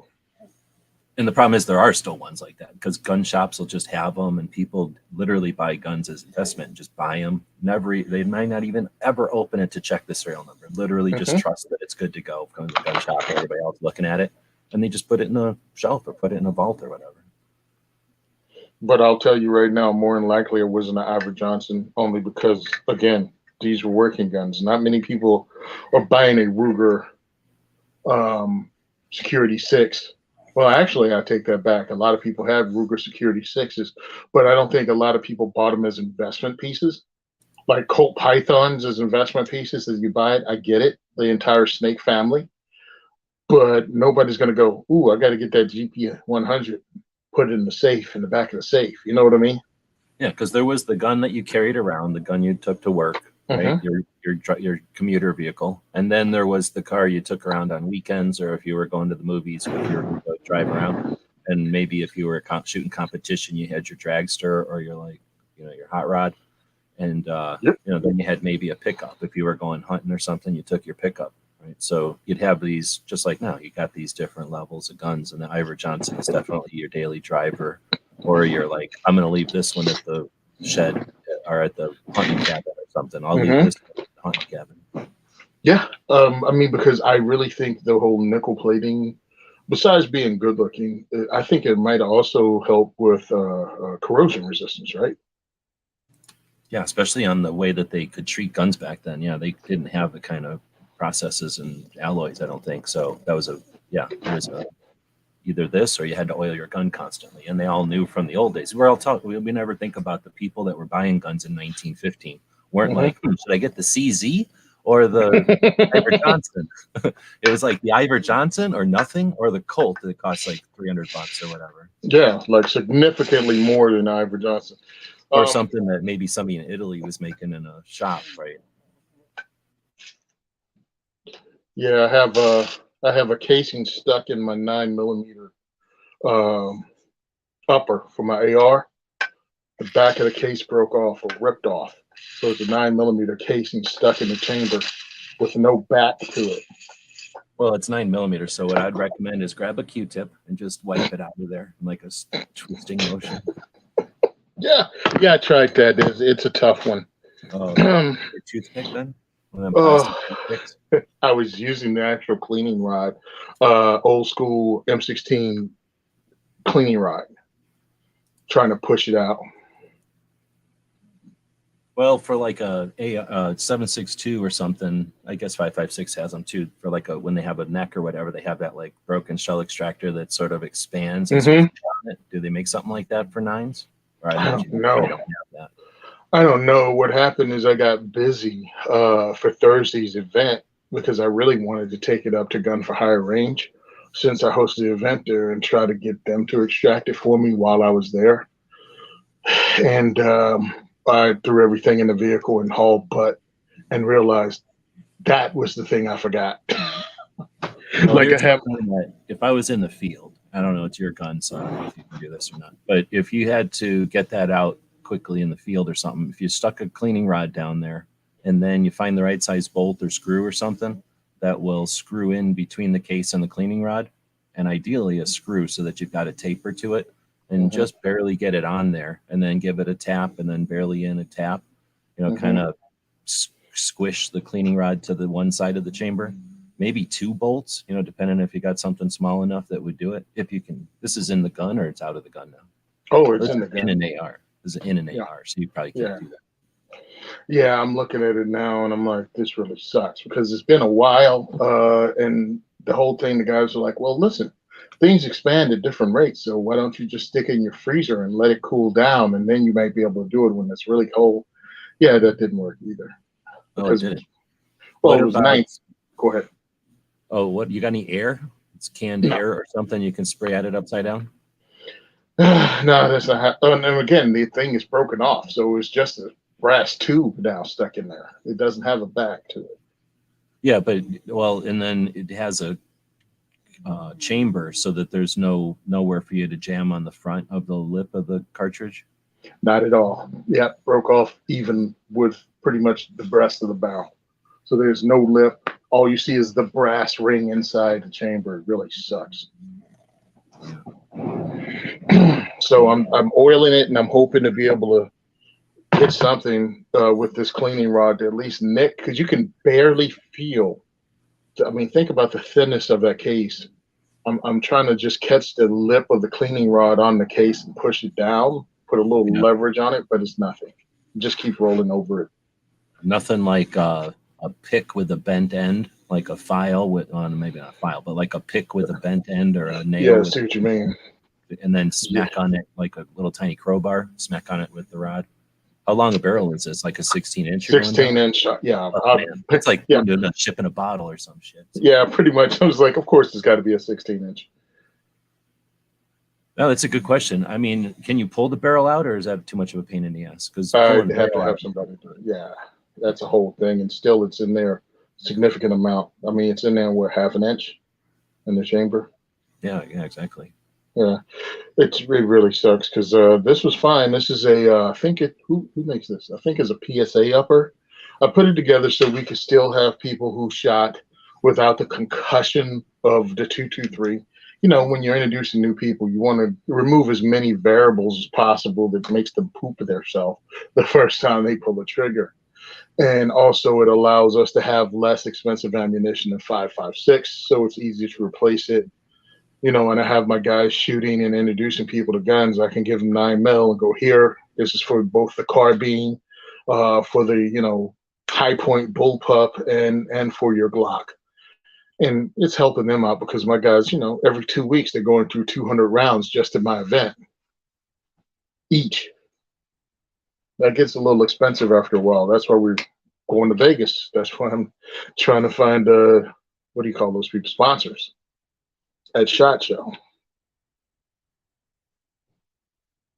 We had this discussion Thursday night after the event. Like, how much ammo do you go through per diversity shoot? Well, and think about it would just for the sponsor, if they were to, let's say you give you 2 boxes per person, the person shoots one and then potentially goes home with one, then I don't know, is there advantage there? Or maybe not everybody takes it, but if they want, they got one to go home with. Yeah, I mean, a lot of my guys have been with me for 5, 6, 7 years. So if they took it home, they'd bring it back next time. Oh wait, no, I'm thinking of the actual participants. You're thinking of that. No, that makes a lot of sense. So that the volunteers are volunteering, but then they're whatever ammo they bring, they're going home with. So that or just supplying the ammo and they're getting a little something. So it's not necessarily a volunteer gig. I don't think that's a bad deal. And I'm just saying that would be something that the ammo manufacturer could hang their hat on. Like that's a cool thing that they're doing.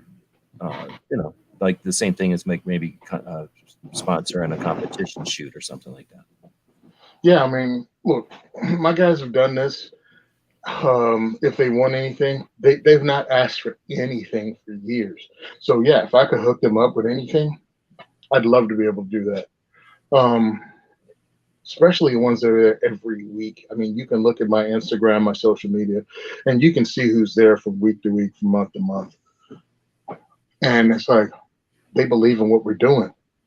But it's like, we've increased 4-fold the amount of events we do.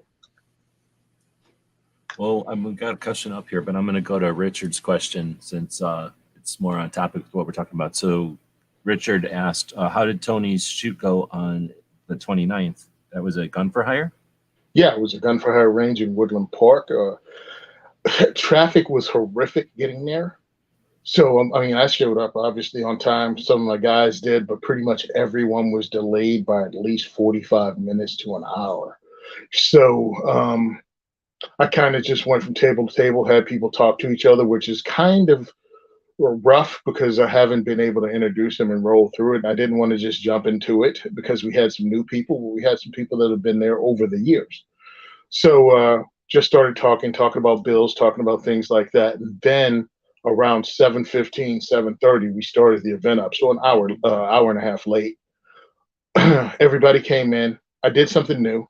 I kept ticket sales open till 7 o'clock. The event starts at 6. Half the people that showed up purchased tickets after 6. So I think this is something I'm going to do from now on and leave ticket sales open longer. We had very good turnout, which was unexpected because we went in with very few people coming, and we had a good turnout. So really happy. Got a lot of new shooters. We had some young ladies. One was 14, one was 18. We had some people that have never been there before. So yeah, we had a great time. Got a lot of shooting done. Right now I'm trying to set up the January event because I will be at SHOT Show in the middle of the month. So I'm trying to get it during the 3rd week of January to have another one at Gun for Hire range, and we kick off our year early this year. Instead of waiting until the middle of February, do it in the middle of January. In February, we're working on having a diversity shoot in Phoenix, Arizona, doing their 2A rally because I'm going to be speaking there. So we're working with people to host it out there. We also have a Great American Outdoor Show in Harrisburg, PA, and I'm working to try to get a diversity shoot going there. And I got a week coming up in May. Again, because I work with the NRA ILA, not to confuse with the NRA. NRA ILA are actually the grassroots people to go around knocking on doors and trying to get stuff done on your state level. We're working on doing a 1-week tour in Oklahoma, Kansas, and Nebraska that I pretty much do diversity shoots that entire week, ending in St. Louis with Kevin Dixie for Training Line. So that's what's happening with us in 2023. That's why I'm having the raffles and trying to come up with fundraisers for us, because we have a lot of work to do and it's going to involve a lot of travel. So Thursday's event was great. We're looking to kick off another one like within the next 3 weeks and start up the 2023 season. Thanks for asking. Oh yeah. Yeah, Richard was at Gun for Hire, man. Yeah, he came in because he's overseas, right? I think so. Yeah. Well, I know so. Yeah. I don't know Yeah. where. England. I don't know. Think so. I follow his Instagram. I know he makes something out of a machine. And, anyway, so he says that Gun for Hire is a good range to use. Yeah, I've been a fan ever since Tony's been talking about it. I've been following it, and then as it grew, and then I got to shake hands with Anthony when he was out here for an NRA. Oh, I can't remember. I think it was 2020. NRA had changed their annual meeting and did it like a really very small scale meeting at a hotel here. At a hotel, yeah. A bunch of people showed up, so I got to shake his hand and say thanks for what you're doing. But yeah, it was definitely a cool story, and it's you said about an hour drive out of New York City. No, 15 minutes of New York City. Oh shit! Okay, yeah, then I definitely would like to check it out because that's about as close as I want to get to New York City. One of my guys is from Staten Island. He was like, "Hey, you ever get to?" I'm like, "I do not want to go to the city or either one of those islands, but eventually I might get to Rockland County in New York because this particular range has wanted me there for years. It's just couldn't arrange it because you still have to have a setup. I have to have volunteers there that understand the mission. You know what I mean? Some people think what I'm giving is a class. No, I'm giving an experience. So if you're running a port at my event, what I'm doing is teaching you enough of the basics of firearm safety and operations for you to poke holes in paper at 5 to 7 yards. If we do more than that, great. But right now, I'm just trying to give you that experience so you're not terrified and you feel some success. Me setting a pistol target out to 25 yards and giving it to someone who's never shot a gun before is not positive reinforcement about how much fun guns can be. So when will I be in St. Louis? I'll be in St. Louis Memorial Day weekend. That's going to be for the Kevin Dixie Train and Learn. That's just going to be for that event. I'm not doing a diversity shoot there because the week prior I'll be, if this works out, we'll be busy every day during that entire week. I don't think I'll be able to squeeze another diversity shoot in during Train and Learn. It'll be truthfully pretty much me traveling for a week straight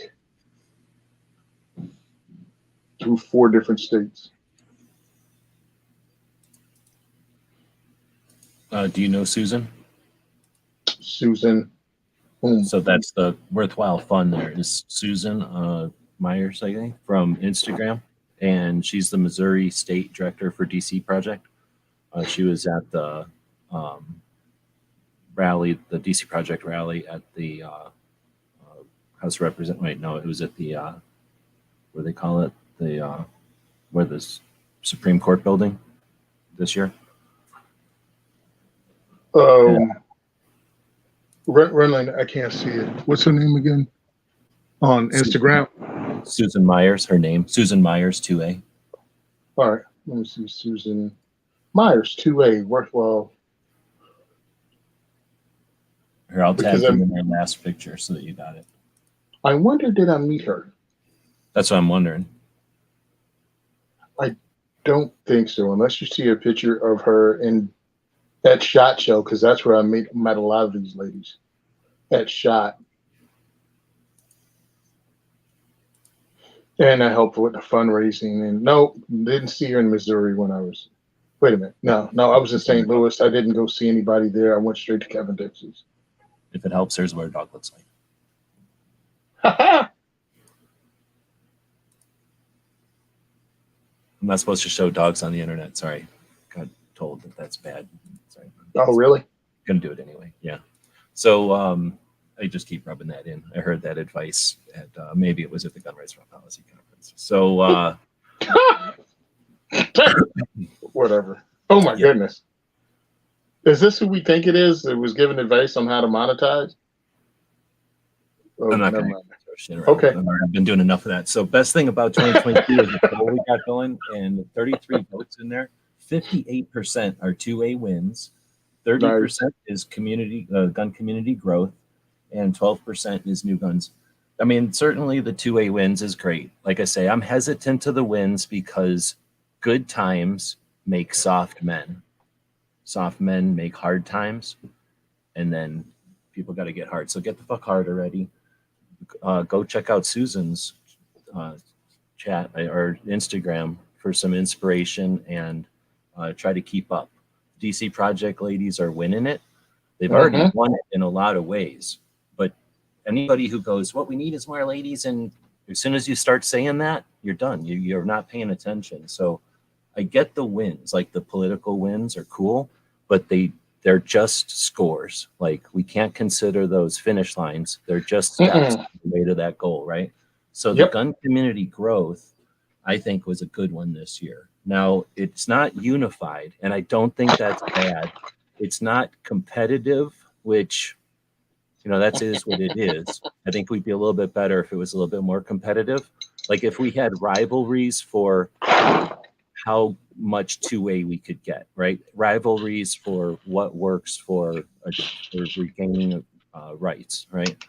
That's tough because we just haven't had that paradigm yet. But anyway, so I think there's a lot of growth, and it's all been, like a bunch of blades of grass, like a bunch of different trees growing. So we're getting a forest. We're getting, the resources. I don't think we need to all be together like with one giant entity like we had been in the past, or with, individual or kind of individuals all going in single paths or single efforts. We have a lot of different diversity in goals out there too, right? A diversity in reach and in what people are reaching for.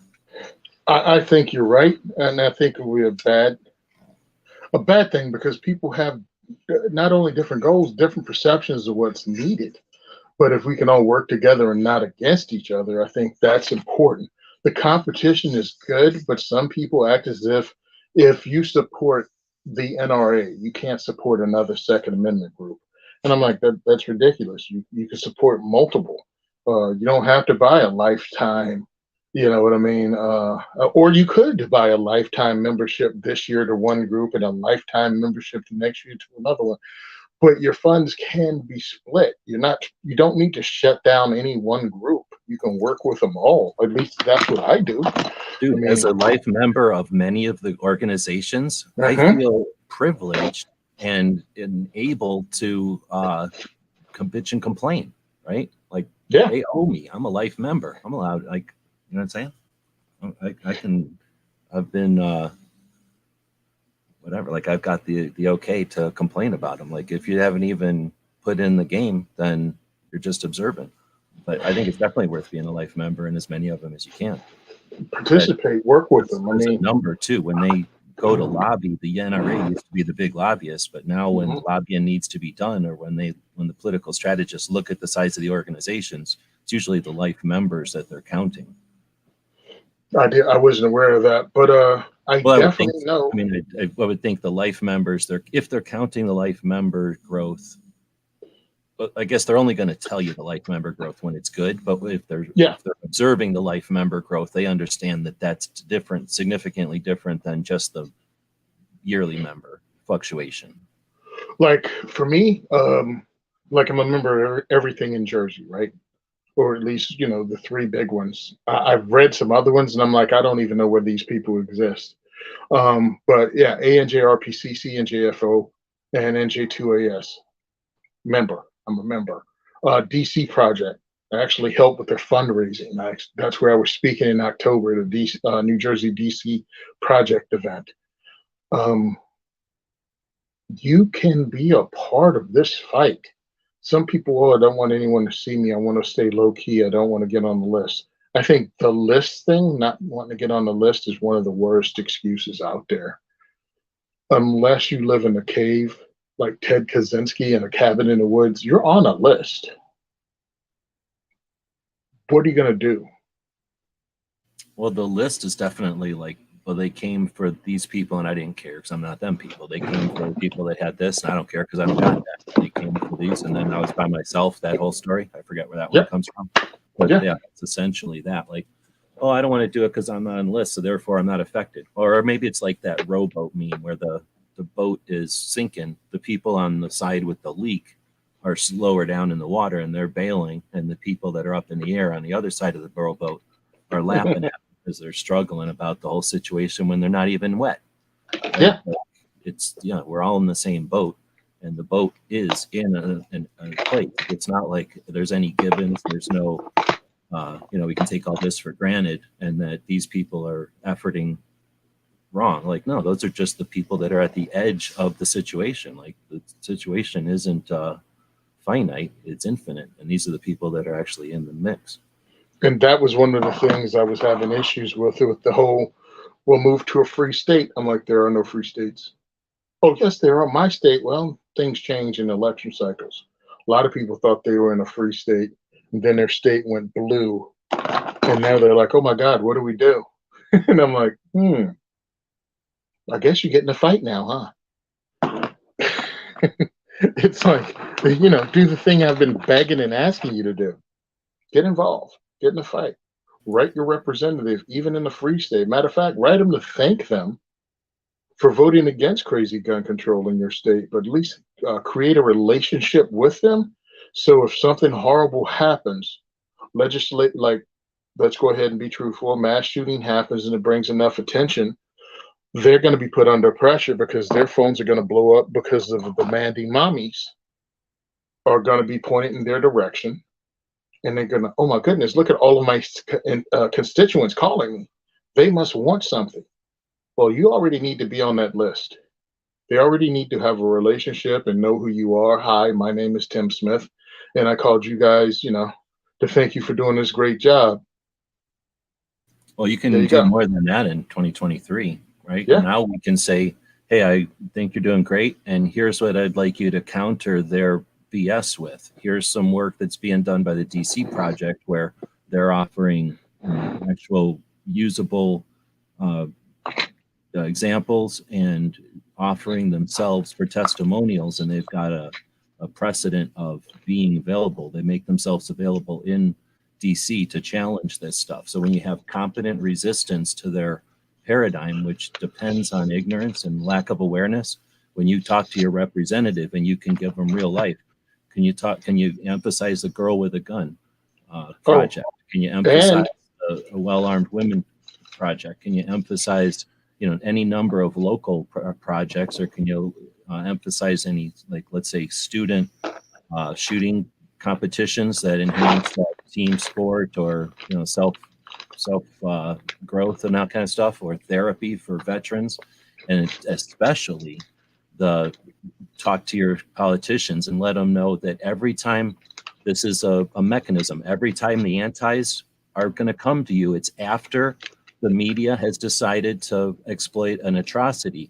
But in the reality, they're going to use the numbers of suicides as the major flag in their parade against gun ownership. So what I'd like you, the politician who's aware of what's going on, to do is actually seek to the root causes of this. Let's remove the barriers to mental health. Let's create suicide prevention awareness, and let's do this 24/7, 365, so that this person doesn't have to say, we're just against your anti-gun bill, but on the opposite, we're over here doing stuff, and there's plenty of stuff to be done. And if your thing isn't suicide prevention, or if your thing isn't mental health awareness, then it could be a veterans group, it could be a social group that is in that line, and you can give your politicians some ammunition, pun intended, along with that thank you. And even if they're anti, throw that kind of ammunition at them. Why aren't you addressing this? Why aren't you addressing these actual, faster saves lives, those kind of things? Okay, I'll shut up. Also, let's not forget, since Susan's out there with DC Project, they have their state representatives too. It's not just going to Washington D.C. They go to the Capitol now. Diana, uh, I, I mean, we were both there in January when they were talking about it, and they were doing their State of the Union or State of the Organization. Um, yeah, they want to get on a state level, sending people to the capitals in the state. So yeah, there's no reason not to give the name of your DC, your state DC rep. And if you don't know her, maybe you should actually join and donate to the DC project. And one more thing that I have been telling people to do lately: donate to your 2A friendly representative. $20. All of a sudden now you're a constituent that's actually supporting them financially. Don't act as if that's not another level of I need to pay attention to this person. You know what I Yeah, mean? that can add up a lot. So yeah, that's not Yeah, insignificant. you're more than just somebody that's typing out a friggin' opinion in an email or letter or a fax. You're somebody that's giving them money. Wow, this is going to be hard to hear for some people. I don't even want to hear it. But Susan's saying not only thank the solid representatives, their 2A, but volunteer for their campaigns to help keep them there, state or national level. And that's true. 100%. That's, they need bodies, they need people. So that's a good point. Can't say that I'm at that level yet, but I suspect if I had more resources, I'd pay an intern to do it, or make a free intern do it for darn sure. But Yeah. that's definitely something, and maybe lending our expertise, our platforms, our time can be part of that. I don't know where that falls into. I don't know where that falls into campaigning and blah blah blah. For me, that's not going to happen doing what I do and becoming what I'm trying to become. But I will make people, and I do make people aware of the other options they have. Being a 2A activist, but trying to become a 501c3, I need to avoid, volunteering for any political organization like that. But I can dang sure make you aware of where they are and how to join, and tell you stories of friends of mine that are doing it, because we have a lot of people doing it in Virginia, down here in New Jersey. NRA ILA was also in the state of New Jersey, and they were at guns. They were looking for volunteers to be in gun shops and pass out literature. You as a gun owner can do that working with NRA ILA. So you're not working directly for a campaign, but you're handing out literature about who's running and who supports your Second Amendment rights. I mean, there's stuff you can do without having to have it blasted all across your social media.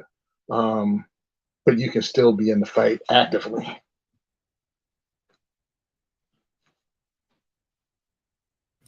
Going back to her comment that's on the screen now, the wins can help to grow the crowd too. People like to join the winning team. That's definitely true. And the only frustration I have there is people take for granted that we have 50 states CCW and we're working on 25 plus constitutional, because not that I did anything. It's just that I've been standing around watching it all happen, and it's like these waves, right? I keep saying there's these waves. There's like this pendulum swing. Like sometimes the pendulum swing gets more and more, it seems like, and sometimes it's getting less and less. But the consistent part is that it comes and goes, and each time you can measure the tide or whatever you want to call this, right? The fluctuations, you can measure them, but regardless, there's going to be highs and lows.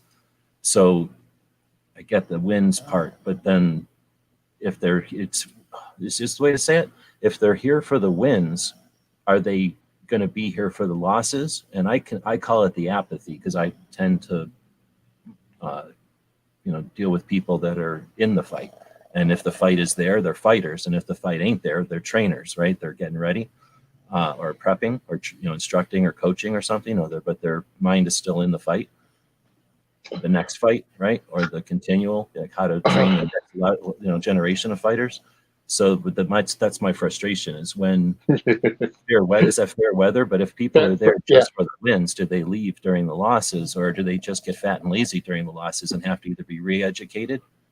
I really think it's just new people every time. Like, people come along for the wins, they get their first loss, and they're like, I didn't like guns anyway. And then they go into motorcycles or guitars or something. Sorry to all the motorcycle and guitar people. I just picked two things. But you're right. Just pick guns as a hobby sometimes. You're right. I mean, I've done this.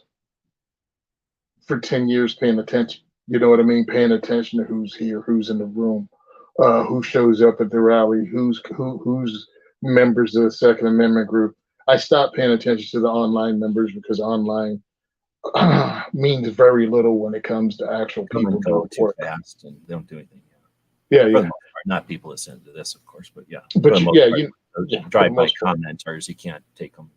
Yeah, they just don't count when I'm putting together who's in the fight. And I've seen people come in and they get beat up a little bit because they're angry at the pace of things. Oh, you guys need to do this and you guys need to do that. You're just not fighting hard enough. It's like, hey, bro, you just showed up. Why don't you chill out for a bit and let's see what's happening? But yeah, you watch them drop off. Some are fair weather, some are just frustrated because they thought it would be a lot quicker. Um, it happens in waves. I say take everybody you can. Some people will stick. Some of the fair weather friends will bring in other people that may stick around after their fair weather friend is gone. Use them as a recruiting tool. Don't turn down anyone. If you ever notice, the NRA's membership never drops in their reported number of members. They don't go, yeah, 5 million people joined, but then after the Wayne LaPierre craziness and negativity with New York State, 2 million people dropped off. No, you'll never hear their number go down from them. And that's what we need to do in the 2A community. I think that people come in that are fair weather friends. We use them and appreciate them while they're here. And when they're gone, they're gone. All right, thanks for at least being a part of it when you were here. Let's use No, that energy. that's awesome insight, because you're knowing what they are and being okay with that, because it's the thing, that's this free country. You shouldn't expect them. I guess having realistic expectations, right? And that's a big part of it too. And I'm glad you brought that up, because since we're kind of chatting with people who are in the game and paying attention, it can be frustrating when you're aware and focused and the people that you're with all of a sudden ain't there, right? You imagine being in some sort of training situation. You're going to get a new job or you're going to go do something, and to do that, you need to qualify. You need to go through some kind of more than just indoctrination, but some kind of evaluation. And they're going to remove people who don't pass some level of criteria or whatever. And in those kind of circumstances, everybody comes in, everybody's super gung ho. They have the intent to do this thing, and they're all going to be tested, right? And then depending on how brutal it is, you're going to end up with fewer people there. And that's something that it takes a couple of sessions of doing that to realize that you can be really, supportive and have a lot of camaraderie, or whatever the words are. Like, there can be a real big brotherhood, and some of the people aren't going to be there at the end. And it takes a bit of callous, I don't know what to call it. It takes a bit of experience with that to realize that you're allowed, you need to, you can, and you have to. It depends on where you're at in your world, but you have to be able to get past that when all those people ain't there. And if it isn't an actual battle and it's just people left because it got boring, or they left because there wasn't profit in it, that can be as frustrating or more so than having people be taken out by, I was taken off I was deplatformed, or something happened in real life and they had to stop doing this or something, right? Like, if you're taken out of the game, it's frustrating. But if you decide to quit the game and your teammates decide to quit the game, how many iterations of that before you're beat down, whatever that is, like your psyche is beat down, or your motivation. And that's something that, again, that can be something you just have to realize. Again, have realistic expectations. Not everybody's going to be in this for the long haul. Not everybody's going to exist. People pass away, right? Like, that happens. We've seen some this year.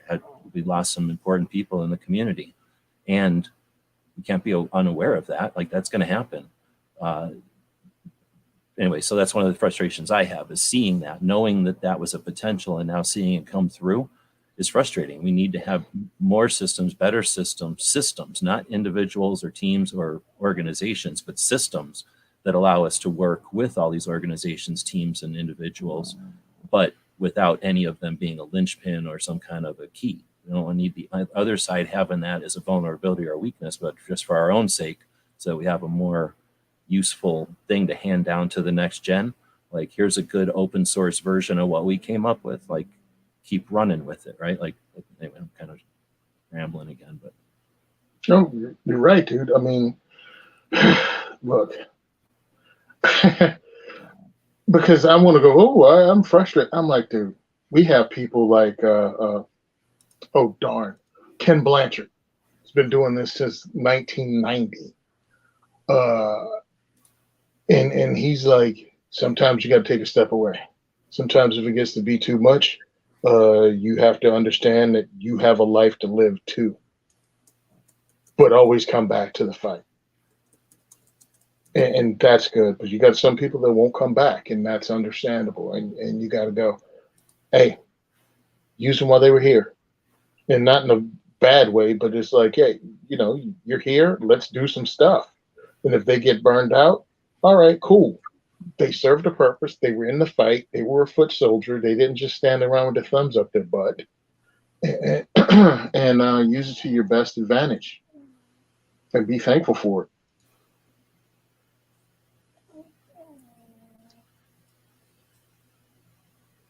All right, so we're 2 hours in. DJ was asking for a link to the after chat, but I don't know if me and Tony need to chat with some stuff because we usually chat. I've mentioned this before, but when me and Tony and Clover get together, we often spend as much time, or if not more, after chat, just kind of reconning and intel dumping and figuring out what's up. So if we got something to chat about with shot or whatever or something else, I'm not sure. I just want to throw links out just yet. Plus, I need to do a chat after this for the whole patch thing. I don't want to keep people hanging too long going into the new year. That being said, it's 2 hours in. Barbecue had asked earlier, what's your favorite number? We'll answer that question. Just for shits and giggles, you have a favorite number between 200 and 500? Favorite number between 200 and 500. I don't know. I'll just make some crap up. I don't know. 242? Did we do that? We haven't. Looking for a 1950s Italian machine carbine. I'm guessing machine gun, a 1950s Italian machine gun, a 30 carbine. I don't know what this means. So looking for a 1950s Italian machine, 30 carbine. I can't imagine, would anybody make anything in full auto 30 carbine? That's too long of a cartridge. I can't imagine anybody did anything else in 30 carbine. I don't know of any other guns besides the 30 carbine that uses 30 carbine. Maybe a revolver that uses, there's a revolver that does it. And maybe does a Desert Eagle use 30 carbine? I don't know about a Desert Eagle. Automac. There was an auto. Yeah, it was Automac that uses it. That's what I know from a semi-auto. And obviously all the different versions of the stupid M1 carbine the different companies made and screwed up. That's a great point. Yeah, all the like aftermarket, they kind of look like it. Yeah, that was interesting. I guess people wanted to cosplay World War II, and there wasn't enough carbines to go around. Well, there weren't a lot of carbines, but they were carbine parts kits. And I mean, think about it. You had the entirety of World War II. Then you had the U.S. giving them out to every one of our allies. So even if you lived in France, you saw the carbine in France, but then you saw it being used in Algeria, and you saw it being used in Vietnam. You saw it being used by the British, so you saw it all over the world. So yeah, civilians still, right? Like police would carry them around. Police had them in the States. I mean, it's the same thing that happens now with the AR, and it's happening with this. Well, and it's happening with the SIG M17, M18. People just want to buy the P320 because that's what our military's been issued now. Yeah, good point. So that's as far as an Italian. Oh, maybe that's part of it too. Then, huh? Maybe there was an Italian version of a 30 carbine, and maybe machine got translated to gun, or gun got translated to machine. That happens quite a bit. So we don't know. I have no idea about Italian guns. I mean, I don't know about Berettas hardly. So I know that there was a ton of Saturday Night Special type of guns that were kind of being hobbled together by small factories in Italy and imported during the height of, I guess, street crime, and little old ladies and people walking home from work didn't want to deal with thugs or kids, or probably kids or thugs, right? Like either professional muggers or whatever, rapists or something weird, or probably more like muggers, or little kids, just kids being dumb kids. So you can brandish a little revolver and a little kid's going to run away. You brandish a revolver or shoot a thug in the foot, you might get away, So I'm thinking in the 30s and the 20s, it's how life was, right? Like you either got home safe or you didn't. And there might be laws about this. Oh, a Beretta 57, bro. Oh, Beretta what's that? 57. Italy makes a 30 carbine SMG from Morocco. Okay, so let me go look. So is it like a Sten looking thing or something? Oh no, it's an M1 carbine looking thing. It was Ian on Forgotten Weapons.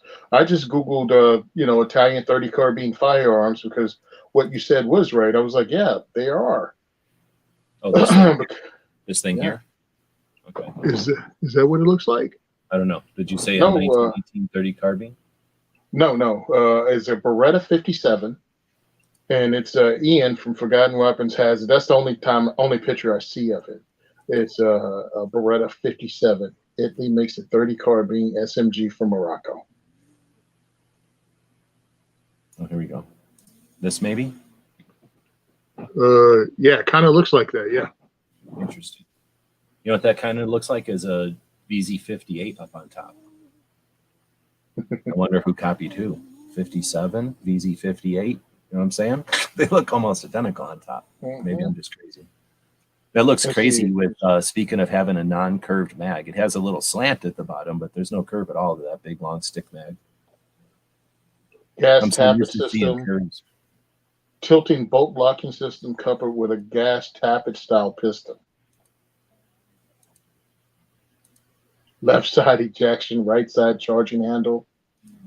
And what? Dual triggers. Wow, that's insane. Semi-auto for the front, full auto in the back. Huh, that's weird. That's super weird. I Yeah, can't that's some imagine why Italian anybody stuff. thought that was a good deal. That's some Italian stuff. I think they did it on some other guns too, if I remember correctly. And then, you had the AUG that has you pull it to trigger this far for semi-auto, but you pull it all the way back for full auto. And I know that was a couple of firearms too. So Barron is saying that they made more carbines than Garens in World Mhm. War II. I didn't know that. Yep. But the question for Barron is then, is he going to try to find one of these Italian versions of a carbine? All right, so he's a collector of these World War II-ish Oh, rifles. okay. That's So then awesome. Barbecue asked, he got to handle a Haskell a couple of months ago. He says Mhm. Haskell is the original high point, kind of makes a high point look refined. Well, Oh, there's exactly. a couple of iterations before high point. And Mhm. whenever I did the Saturday Night Special, or actually Ring of Fire research, I started to dig into that because that's super interesting to me. Once I started to figure out you could research that stuff, I never was able to really get into it. But oh man, what's the other one? There's another one that was before. Um, Well, anyway, there was like um, I got the impression there was a couple of different companies that were either because they were made in different locations. So I don't know if they were different companies or if it was the same person who just had his guns made by different places. And then mhm. whenever High Point got big enough, he just let those companies keep making them. Man, I think of it as soon as I'm not thinking of it. Oh yeah, and yeah, I tried to remember off the top of my head, and I was right. Yeah, over 6 million M1 carbines were actually made during the Second World War.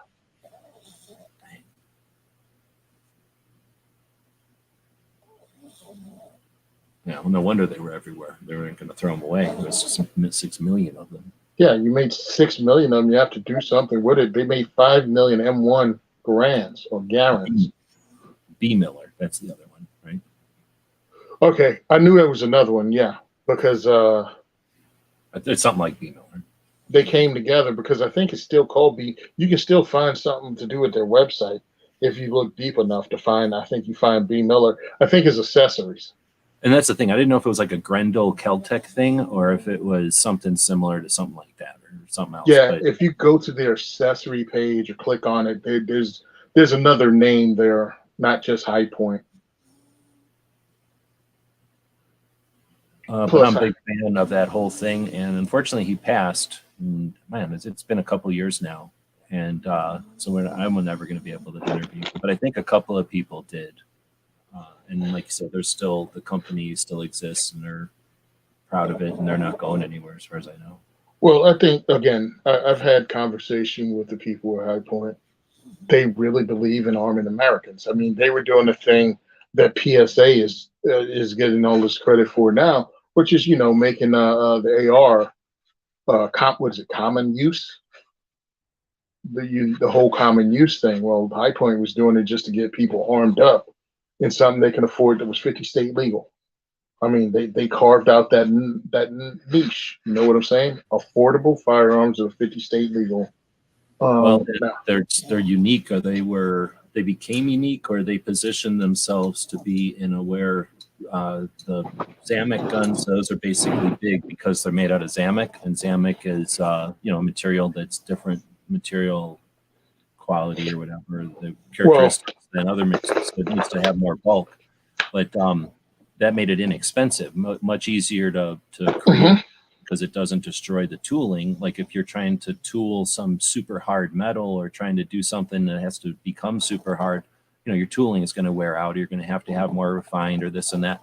So they were able to make it less expensive and offer it less expensive at a Well, time when the antis were attacking inexpensive guns as being worthless or not reliable, bad. And they were able to what's the word, like stop that characterization. They're made out of a material that normally would be cast aside, but because of them, pretty much exclusively, boom. well, No, you can't say that material is somehow inherently bad. well, they couldn't say it because it was used making car rims and car rims. That's where they're from in Ohio, that area where they make those parts. So the parts and the companies that make it, Process or whatever. Yeah. yeah, are there. So they were able to use it because the manufacturers are there. So they use locally sourced materials to make these firearms a lot cheaper in a process that was already there. I mean, look, they had a niche, but they had a business plan too that really makes sense, and they were able to take advantage of what they had available, and also stupid legislation with the 10-round magazine limitations. Well, they were like, yeah, this is going to go away in some places, but in other places, the state level. I mean, Jersey had their 15-round magazine ban going before the assault weapons ban got passed in D.C. So they were forward thinking. High Point was forward thinking enough to go, they're going to be some states that doesn't come out of this. Let's make this available for them too. Yeah. You can ignore the people that are infringed on, or you can, give them resources. Yep. And like, people and I hate the term, but I'll go ahead and use it because it really ticks me off. The people in the slave states, yeah, they have money for guns too. So you want to help us out? I mean, there was a couple of companies that I spoke to, and they were like, "Yeah, we're not worried about Jersey because you guys have a 15-round magazine." I'm like, "We have 9 million potential customers for your company. Why would you turn us down? Because you don't want to have a 10-round magazine or 15-round magazine available for us? That's kind of stupid, isn't it?" Now the company has 15-round and 10-round magazines because I think they realized it. Again, short-term thinking. Well, and at the same time, I don't like it to where it just becomes another vector. So they work for like another SKU, so that they can, hey, guess what? Some states, we get to force sell to them, or they get to be forced customers. So I don't want to get, that's another topic or whatever. But Yeah, I mean, it's all. What do you want? What do you want? Because if you make guns more and more impossible for people in my state to get, well, what you do is killing the culture here. You're just killing it. I mean, they're finding that out now with the hunting culture that they tried to end in New Jersey, and now all of a sudden we have a bear infestation just because they stopped the bear hunt for 2 years. I'm like, yeah, but you villainized it for 20. So you brought it back for this little short-term bear hunt, and it didn't get you the numbers you thought it would. Well, of course it didn't get you the numbers you thought it would. There are much less bear hunters than they were because, again, you killed it. So we'll see what's happening. But yeah, I think it's important the companies actually help. But if they don't, they don't. They'll lose the money. Other companies will pick up the slack. Smeggy says the chat one is, so we're talking about artificial intelligence, like, I don't know what to call them, like interfaces or the pieces of artificial intelligence or the portals that are like available to people. He's saying the one that creates chat is cool. It can write stories and articles, and you can even get it to write code. Wow, That's actually pretty creepy. I've never thought about having it write code for you, but yeah, so you could not even know code and walk up to a thing and say, because mostly, at least in my experience, you interact with artificial intelligence things like this by just writing in a sentence, and it'll say something because it reads the words and then applies that to whatever. So you would type into just like a Google search. You'll type in something like, show me a little dog sitting in a spaceship outside. If it's one that's going to draw pictures, you'll say, show me a little dog in a spaceship flying around planet Mars, and then it'll show you. And then you can say in the style of a Bugs Bunny cartoon, or like an Old West dime novel or something. Then it'll create it to the best of its ability. So you don't really need to be artistic anymore. You just need to describe what you want. And then you get into this whole layer of like, people have come up with really interesting descriptions, and then you can just plug in a few variables, and now you get out of it a very interesting final product without a lot of experimentation, because somebody else has done a lot of the experimentation first. So it'll expand, it'll grow pretty quick. But it can also, you can get these ones that'll write a story, or write a description for your product, or write a blog post, right? So you can type into it, like, give me 500 words on why the 500 Magnum, shout out to 500 Magnum out there, why the 500 Magnum caliber is so good, right? And then the AI will go, okay, I'll read everything that's on the internet, and I'll give you exactly 500 words on why the 500 Magnum is so good. And then boom, now you have that 500 words. And now you go over to another AI and you say, read this. Read it in the style of a person who's like this and like this at this pace with this accent and like this. And then bloop, it does. And now you've got this fake human that read the thing that another fake human came up with after reading. And anyway, so then you put it on a video and you put it out on the internet. But yeah, that's one of the things that's going to happen with the AIs and stuff. But the one he's saying that can write articles and stuff, I didn't even think about writing code. So then you could potentially walk up to one and say, give me an app that will, like, list all the gun shops that are cool that sell 500 Magnum caliber, period. Like, and then boom, here's a map, a Google map or something with a little star with every gun shop that currently has 500 Magnum in stock. Nobody needed that app, but now it exists, and the person who wanted it has it, and you didn't need hire a massive amount of people to come up with it. You just tell the AI to come up with it, move on. So anyway, I guess we're way off on a topic, tangent there, but if you're going to get a little bit of science fiction, a little bit of technology, if you're hanging out around here. I don't see anybody else saying anything, so we got two more. Plain Nut said SoCal was big for aviation when we were talking about the Ring of Fire before. Said SoCal was big for aviation, then after the Cold War, they scattered all over the place and consolidated. RIP, the Republic and McDonnell Douglas. So I don't remember Republic. Is that a okay. Republic? I think Republic ended up joining with Fairchild. Republic was the P-47. Oh, okay. Time goes on. I mean, we had horse and buggies, and that got really elaborate. And then I'm sure they bred horses and stuff that somebody was really proud of their horse and buggy horse. I don't know what those breeds would be, but and then we didn't have horse and buggies anymore, and they probably were like, dang it. Didn't use airplanes. I was just watching a thing about the most produced airplanes, like the B-29.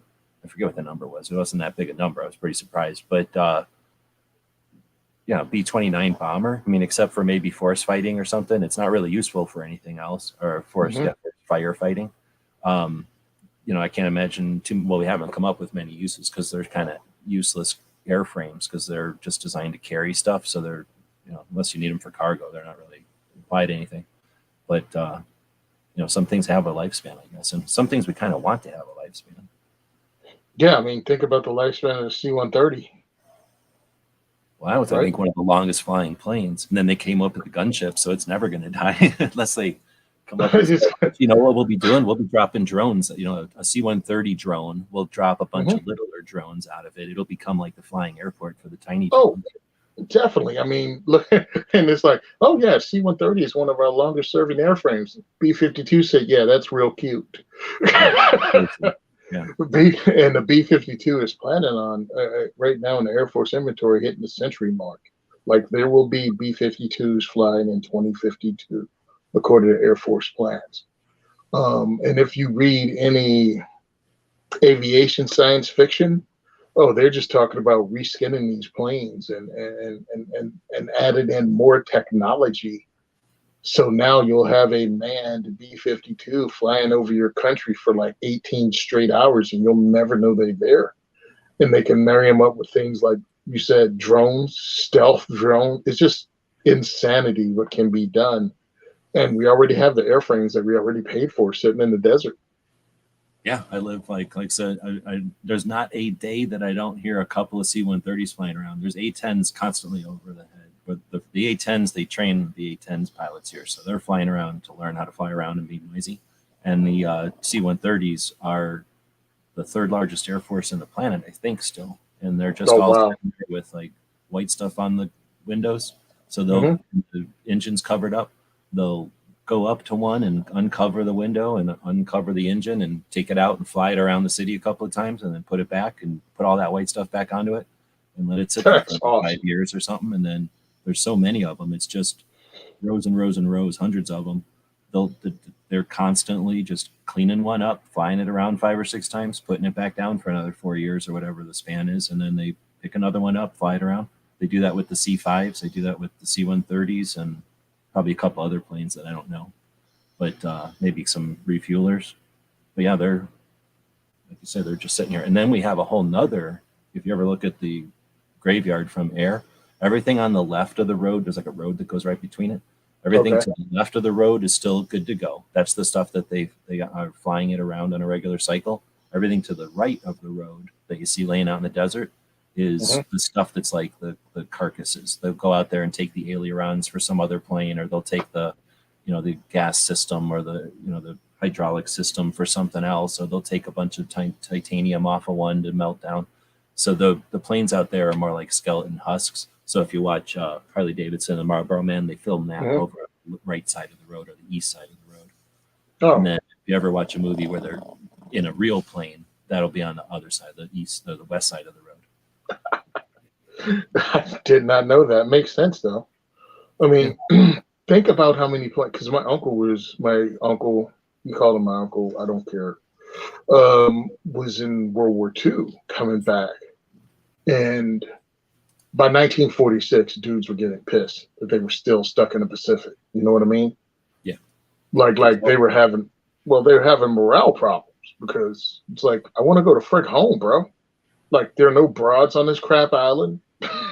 It's not like hanging out with the same dudes I've been here with the last 2 or 3 years. I'm ready to leave. War's over.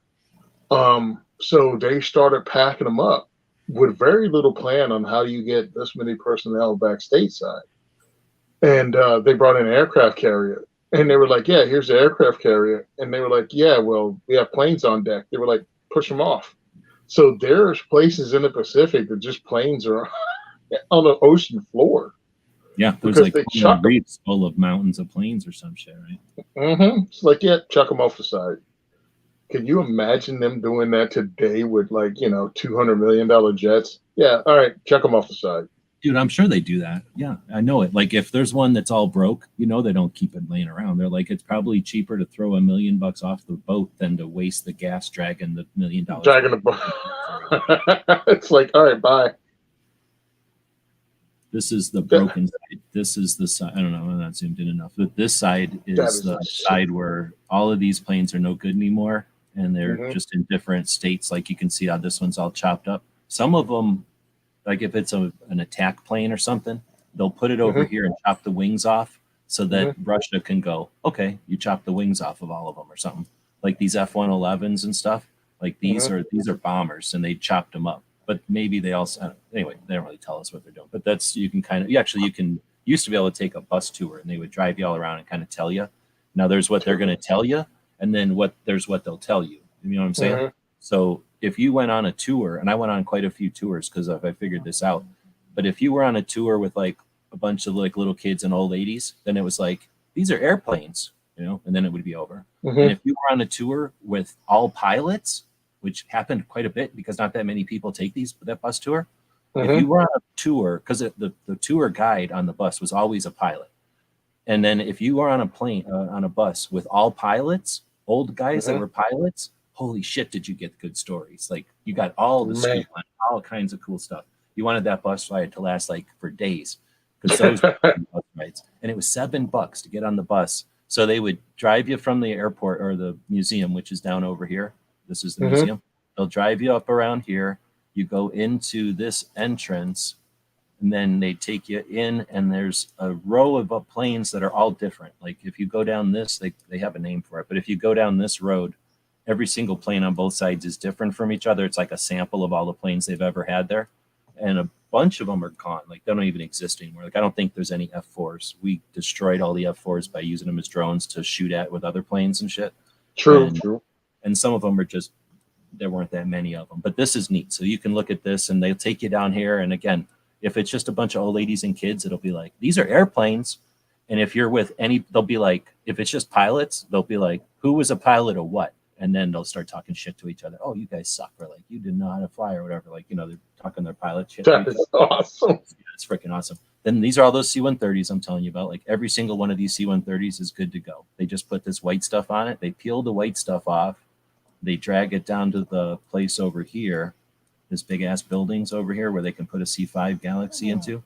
And they, I don't know, they go to one of the airport or one of their what do you call them? Runways and fly it around. Yeah. Right? And then you drive across this big ass road, and here's all the C5s. So I guess there's not that many C5s, but there's more than I got. And then there used to be some intercontinental ballistic missiles sitting right here, but they've since moved. Where did they go? I don't know. But anyway, I think they use those to launch stuff into space. Anyway, these are all the broken ones, so I don't know how well it comes in, but these are shit tons of broken ones. I wonder, too, because I mean, you have to have everything from A6s to A7s to even A8s. Like the fighters are closer south usually, so the fighters and helicopters are all down here. Then you got C-141s that have to be parked there. There's a C-130 and there's a C-5. Little difference. Look, that's ridiculous, isn't it? Yeah, C-130s, everybody thinks they're huge. They're kind of like a bus with big ass wings on it. They're not really all that big compared to. Yo, what the heck is in the middle there? Was that between the C5s and the C-130s? Are those F-15s right there? Yeah, R-14s. I can't tell the difference from the air, but there's something with 2 ailerons, and so 14s, 18. Well, no, 8. Yeah, it had to be either 14s or 15s. There was one. I think they're too little for 15s, but I can't tell. If they were sitting next to something, I could tell. And they don't label them. Actually, there's probably people that have labeled them. Oh, definitely labeled them. Yeah.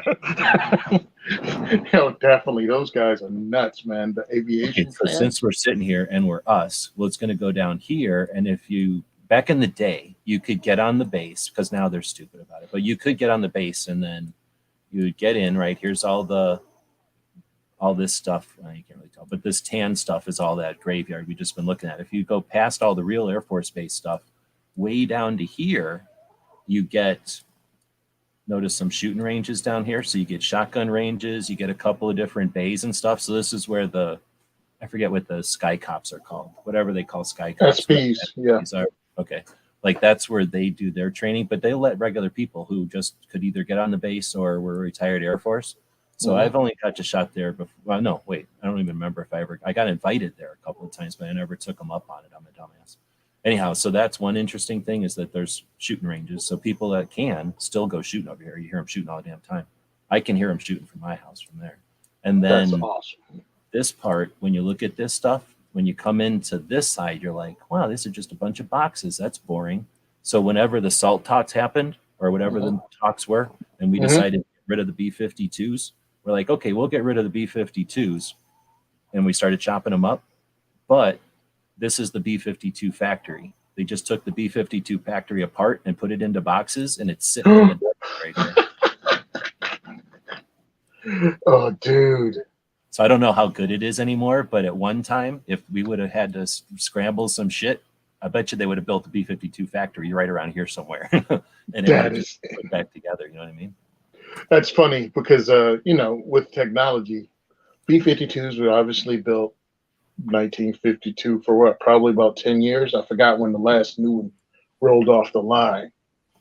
Probably 50, I don't know. Long time. Yeah. You can consider this. How much has the manufacturing technology changed and how fewer machines would be used to build a B-52 today? Oh yeah, yeah, seriously. Like on how many CNC machines instead of Hmm. some crank? Yeah. Yeah, so it's like you're gonna break out all this antiquated equipment, and it's like, yeah, we can't sync it up to anything, so you're gonna have to build new equipment.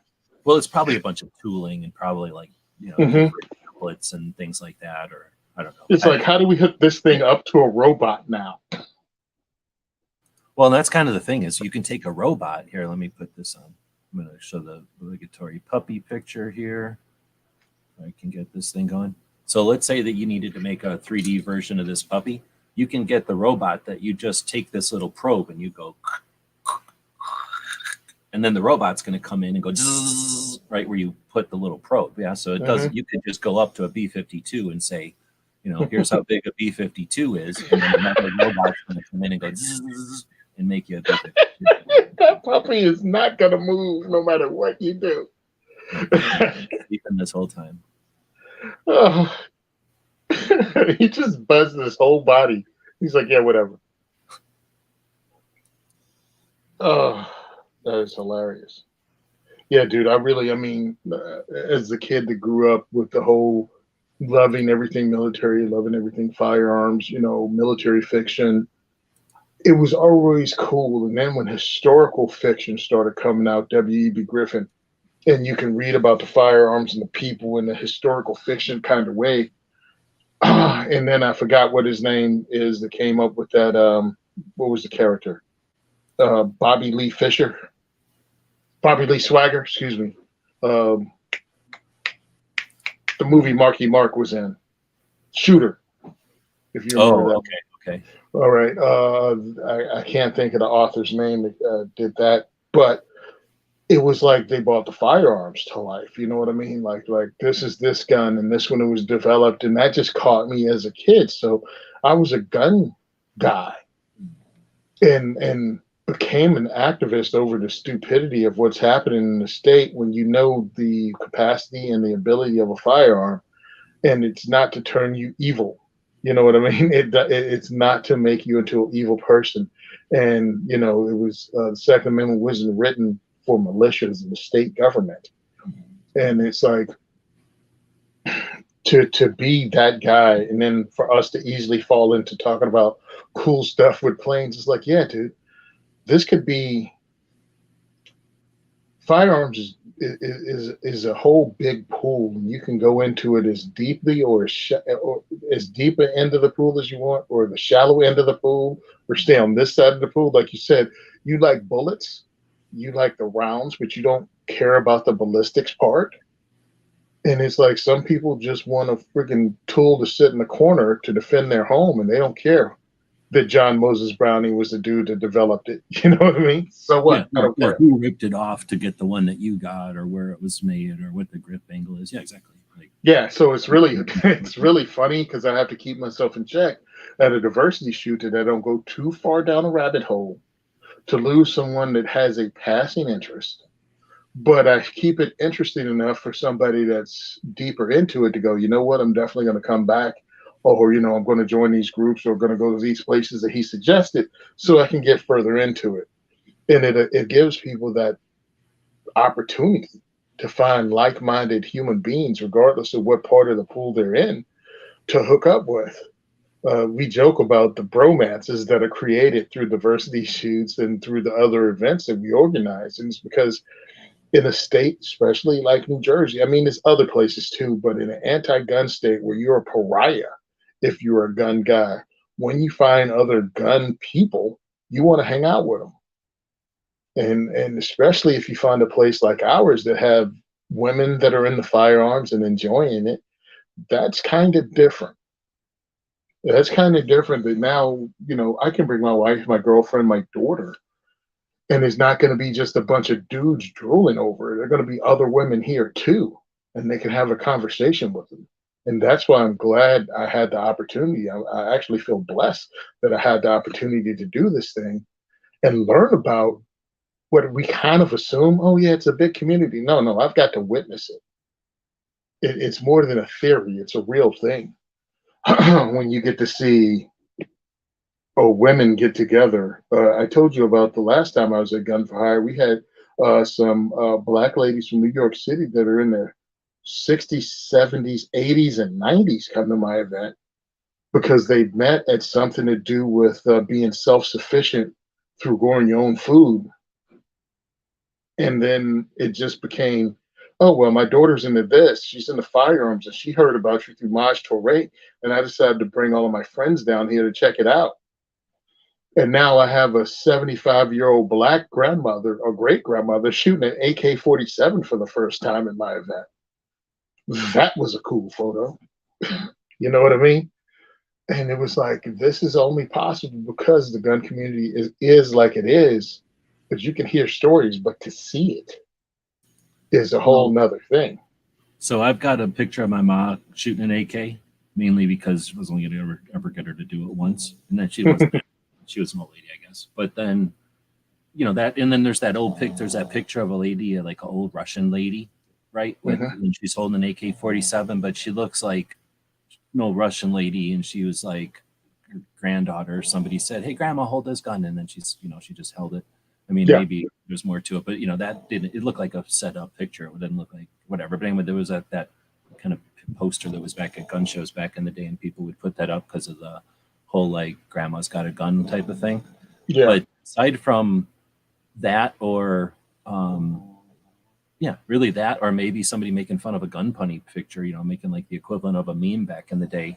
The only time you'd ever see a grandma holding an AK was some kind of sarcastic or satire thing.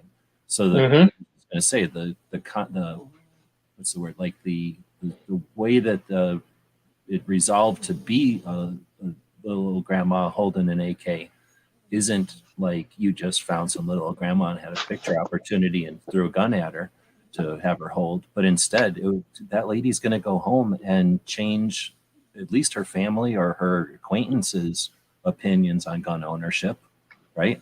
And then what's the world like when grandma actually has an opinion and it's pro firearms ownership and she's comfortable with an AK-47 because she shot it before. She decided to go out and shoot it instead of having somebody thrust it at her sarcastically or ironically or something. So that's a future that we have now going forward. And she's just one indication. I mean, you made that possible and enough to like tell us about it, but how many times is that happening with somebody's grandma who's like, "What are you kids doing in the backyard?" "Grandma, we're shooting the AK pistol." "Let me shoot that." "Oh, that's pretty nice. I'm going to have my friends come over and shoot it." I mean, that must happen, right? Yeah, it had to happen. I mean, it happened at my home in Virginia, where I'm from, without me knowing about it. My cousin came in with his AR-15, and he had it at, you know, because again, we're in the country in Virginia, so you know, you bring guns to family functions. And we go outside and shoot cans or shoot targets or whatever. My cousin had his AR, and everybody got to shoot it. And they were impressed by it because it didn't have a lot of kick. It was easy to shoot it accurately with the red dot, regardless of what you grew up with. So I come home. Goodness, I missed him. I missed him being there. And I came home like a few months later, and they were like, "Oh, your cousin was here. He had an AR-15. It's a really fun rifle. You should buy one." And I looked at him and I was like, "Yeah, they're fun rifles." And I left it alone. I'm like, "Buy one." Got 6. I'm like, "I've got 6 in 3 different calibers." But okay, cool. I don't have to be the cousin that's the gun guy. Well, the same thing. It's like smothering them with like, or overwhelming them. "Oh, you like ARs? Let's start talking calibers. Let's start talking all this other stuff." And it's like, well, hold on. I just like that ARs. You know, I'm just now getting comfortable with ARs. Period. I don't know about all this. Yeah, so I was like, all right, yeah, that's cool. They're fun guns. I got a couple, and leave it at that. So Mike said his wife's 76 and she shoots his AR. Right on. Heck yeah, man. I mean, if I thought my mom would do more than just sit in the corner and let it get dust on it, I'd give her one of mine, but I know she won't. You know what I mean? Yeah. Like she shot my cousins. Interesting. But I'm like, do I bring my... like you gave her a digital camera or like some other thing that she could care less about, like a, you know, I don't know, that she's not going to shoot. Hey, thanks. I don't want a 3D printer, so it'll sit in the closet. Yeah, and again, it's one thing because somebody brought it to a family function. It's another thing. Hey, mom, why don't you get that thing out like once a month and put like 10 rounds through it at a target? Just anything. It's like, nah. Meanwhile, meanwhile, I really do it. And next thing you know, my mom signed up for like Haley strategic classes somewhere. All right, well, I'm going to keep going. So 500 earlier had asked, any experience with 3220? I never owned anything 3220, but working at the shop, Bob really liked having old stuff around. So, I mean, I'm a big fan of any of the cowboy cartridges. However, I mean, I don't have a favorite. 3030 is probably my go-to, but 3220 is just one of the many. Well, 3220 had the ballistics of pretty much a 40 cal, if I remember correctly. I don't know where it fits in. I just know it's one of the cowboy cartridges. So do you know more about it? Like where it all right, what do we hold on. You're just asking if any experience with it. Yeah, because yeah, 3220, because I'd read about it before. I have no idea how I stumbled into it. I think it's reading Chuck Hawk stuff. I don't know if you guys or you Oh no, that's awesome. Hopefully that stuff is still up, but for pretty much my entire time online, Chuck Hawks is a go-to resource for anything ammunition or history of ammo. That was literally like better than Wikipedia. Wikipedia is probably not even as old as Chuck Hawk stuff. All right, yeah, I got that wrong. Is because I'm looking at 85 grain moving to 1100 feet per second, or 115 grain moving to 900 feet per second. So that is not 40 cal numbers, right? That's more like 9mm numbers. But essentially, that's what we're talking about. We're talking about a time when brands and manufacturers and people with different interests and reasons to carry, like, I need my gun to be small because I'm on horseback or I'm on bicycle, or I want my gun to be big because I need it to do something. I'm going to shoot bear. And then somebody's saying, I need it to shoot long distance flatly, or I need it to shoot with as much energy. The same debates happened.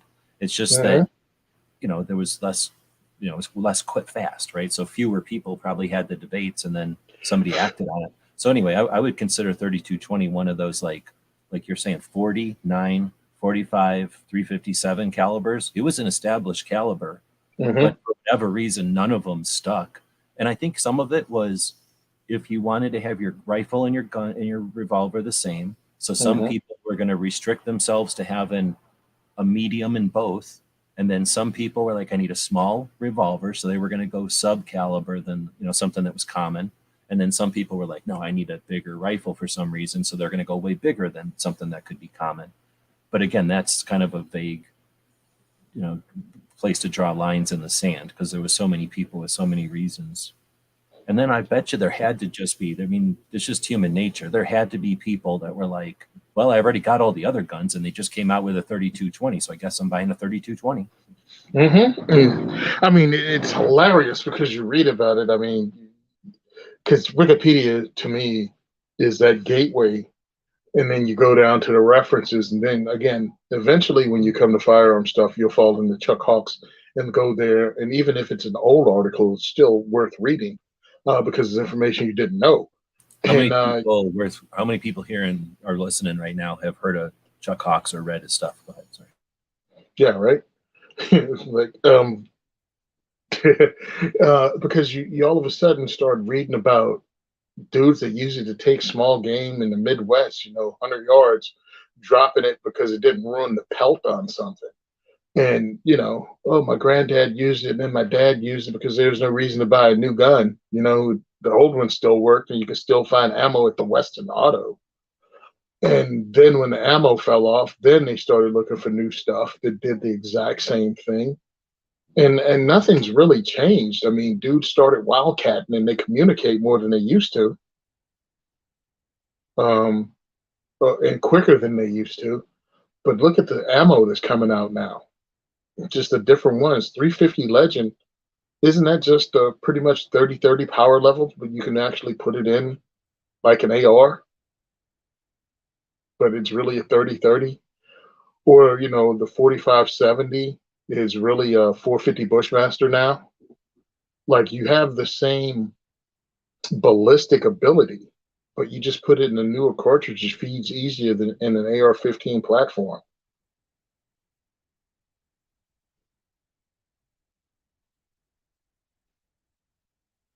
Was it 450 Sharp? What is the new one? Isn't Sharp Brothers has one out?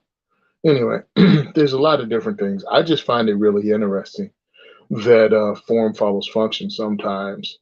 Like you want to move this 500 grain piece of freaking lead this fast. Okay, it's called the 500 Smith & Wesson Magnum. You know, now they have 700 grain pills for 500 Smith & Wesson Magnum. Blah, blah, blah.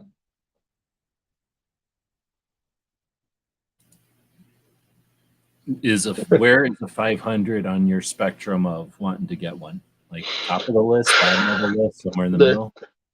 Yeah, it's on the middle. I mean, the idea of getting one is great, but you know, okay, let's go. Tony wins a lottery. Where's the 500 Smith & Wesson on it if money's no object? I get one. I definitely get one. I think it would be great to have at an outdoor event, and you can introduce people to it, of course, one round at a time. And it's not this horrible wrist snapper. Oh, so you're getting a big one, like a long. Oh yeah. Well, that's the one I think will be a lot of fun, and people would realize, hey, I can actually shoot and not scar my psyche. The short one, I'm looking at that like, yeah, I might get one of those too. But the big, I mean, why do you get a 500 Magnum? Really, isn't it really to have other people shoot? I mean, unless you're going hunting or doing something with it. For me, it's just introducing people to it. What the hell? Oh, the bots got into the chat. Yeah, that's interesting. They're here, they're not here, and then why would they jump in 3 hours in? That's interesting. Yeah. Oh, a five. You know what I would think though? A 500 Magnum in a lever action would be something cool. I forgot what's the name of the company. Oh, Bishop makes one, don't they? Yeah, I think. Dude, I like that lady. We actually had her on the show back when they first started putting out guns. Uh-huh. So they were not social media savvy at all. But that lady knows guns, man. She grew up in a firearms family, and she continued on with it. Yeah, they were members of gun channels. And, okay. Yeah, hung out all the time. So definitely yeah. familiar. But I can't remember every single gun. But sounds like the kind of thing. They were definitely into big caliber lever actions. Or maybe that place out of Vegas, Wild West. Yep, that too. There's a couple of them. But yeah, I definitely have that because it's cool and because it's a fun concept. And honestly, I think that would be the funnest way to shoot a 500 Magnum too. Oh, definitely. A 1/2-inch gun, launching those rounds out of something that won't kick your butt. So the question for 500 Magnum out there is, would you get a 500 Magnum lever gun? Because the first time I ever fired a 500 Magnum was at the range, and the guy had some Buffalo Bore 700 grains. And I launched one at, I think the target was at 200. I just wanted to see if I could hit it. I don't think I did. But I wasn't traumatized by it. I enjoyed shooting it. It didn't intimidate me at all because it's so heavy. It was an 8-inch barrel on it.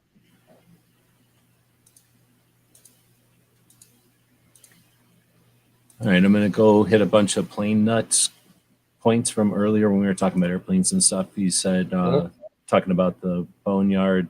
Oh, wait, he said, I got to find and be airplane boneyard like Roswell to see if I can find anything I worked on. Well, that'd be interesting.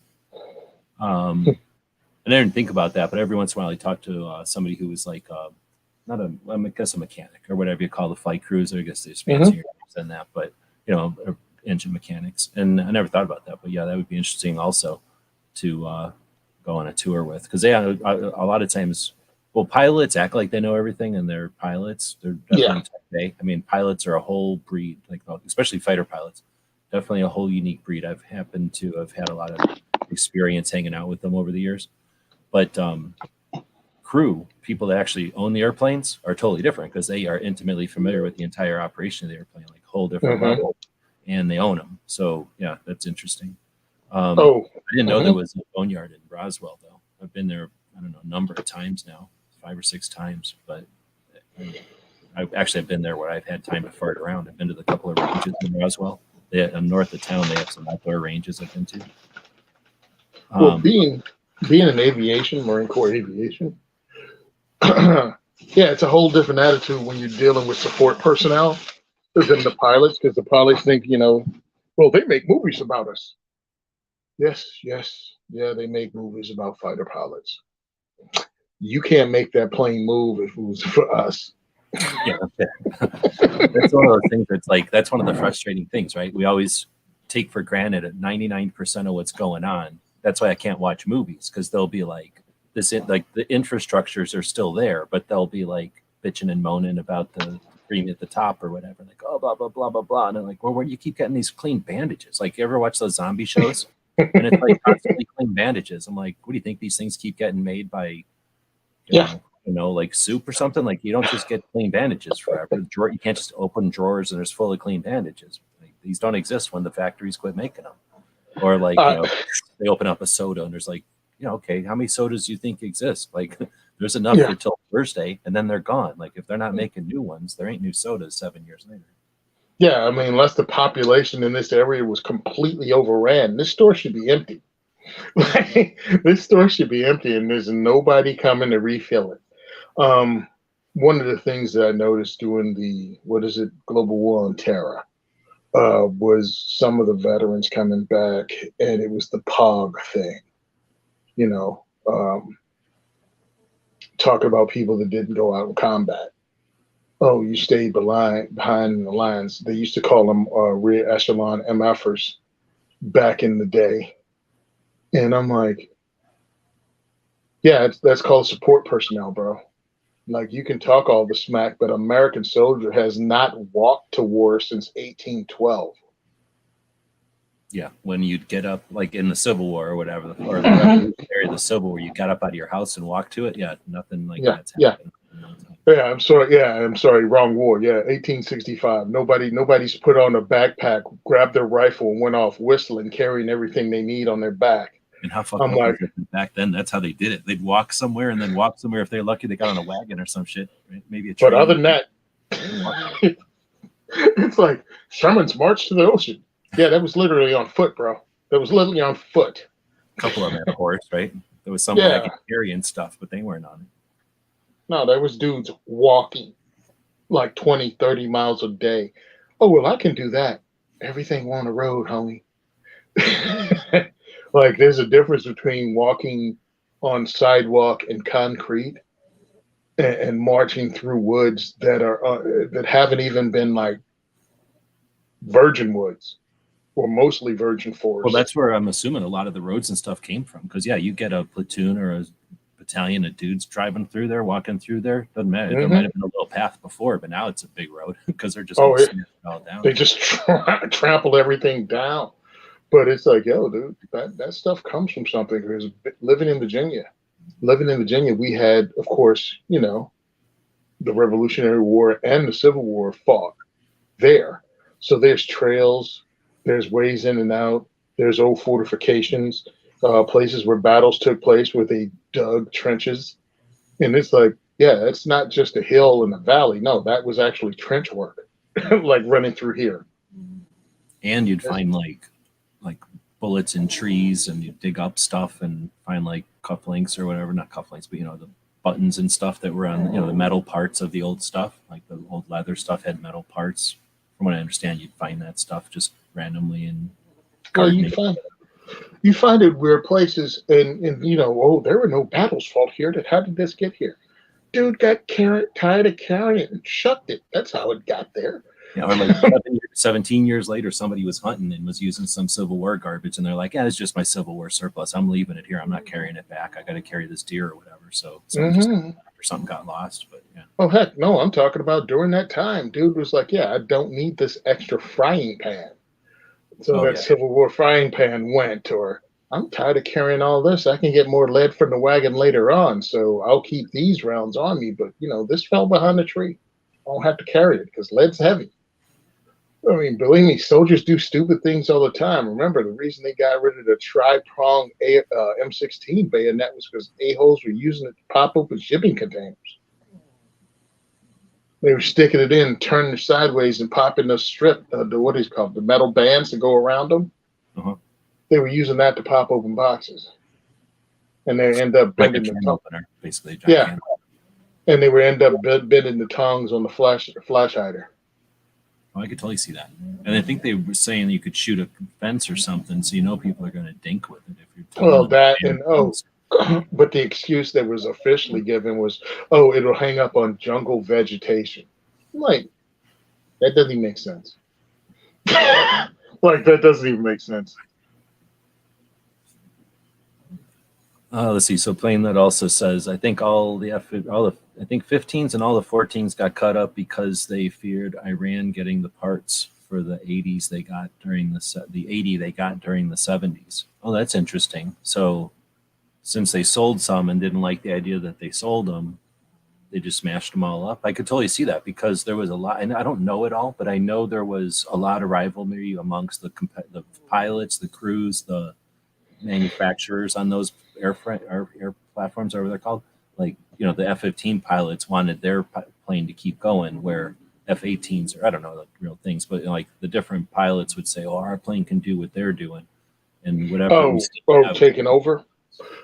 Yeah, as far as like back in the Cold War, we'd be like, we want a plane for air to air, and then we also want a plane for air to ground, and we also want a plane for air to ground, or with these different roles. And then after a while, the planes were so good that they could just do it all. I mean, an A-10 can't do it all, but I guess whatever we kept could do it all, right? And the F-35. Well, what happened was the Kennedy administration and McNamara. That's what changed it up. Because he was an executive with the auto industry, and he decided when they got him as the head of defense that he was going to clear some of this up, because it was, like you said, we need something that's good to air to ground. Well, they developed planes that were good at air to ground. We need a freaking air to air fighter. All right, they got something that's good at air to air, like the F4. Well, he comes in and goes, "Oh no, we need to have one thing that does it all." Well, that's what's called a compromise, and Right. they were good at it. An F4 was good at it, but an F4 was not built to even have a gun. They were actually strapped on as pods afterwards. And then they built models with guns actually internal. But at first, it was like, this is just a missile thing because it was an interceptor only. And we've gotten rid of the term interceptor. Now we call it air to air. But no, they were interceptors like the 104s, 105s, I think, Thunder Chiefs. There were different things that looked like a flying needle. The F-104. And they had strategy, right? Like the idea was if you can get there faster, if the other side is taken off and you can get there while they're still taken off, then you can shoot them. You don't have to fight in the air. Like, we're not going to shoot them in the air because we're going to get them first or some shit. And then once they were like, oh wait, we can't fight in the air because we made these planes go in a straight line so fast. Yeah, they have no maneuverability, and then you develop the F4. And even crazier when you develop the F-14 with the Phoenix missile, you're like, yeah, this has a range of 120 miles. But then you have the rules of engagement that says you have to see the plane with your naked eye. Well, nobody can see 120 miles away, so congratulations. You develop this technology that can't even be used because of your stupid political rules of engagement. A lot of crazy stuff happened, but yeah, because of McNamara, we all of a sudden stopped having specialized planes. The A-10 is pretty much one of the few specialized fixed wings that I can think of. Like, everything else has to be decent at something else. Like, they started hanging all kinds of crap off of F4 when they made it air to ground, but it was really an interceptor. That's why that big ass giant engine, 2 engines were on it. And I was in the Marine Corps at the very end of that.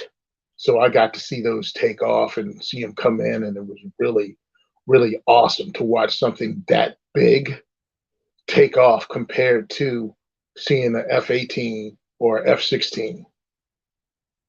And F-4 is stupid.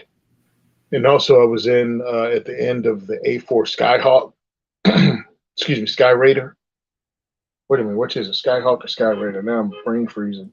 I don't know any of these, but I like them. I don't know any of them off the bottom because there's too many of them, but I like them. They almost all had a big scoop in the front, right? One big engine. It was we had the A7, excuse me, the A7 and A8. They had the big, just you could actually suck a dude in and shoot him out the back of it. That was one of the things you had to be careful on the carrier deck, and that's what they told us to be careful on the flight line that you don't get sucked into an intake. Think about how powerful that is. It'll rip you completely off your feet and throw you through an engine. Now, will it rip you to pieces, or is it literally just a big hole and you're going to fly through and get kicked out? Oh, you're going to fly through and get hit by all those blades, but I mean, you're going to be cut, you're going to be bruised, and you're going to be broken, but you're going to come out of the other side getting yelled at by your freaking staff NCO for running the motor. As you're sitting there bleeding and all lumped up.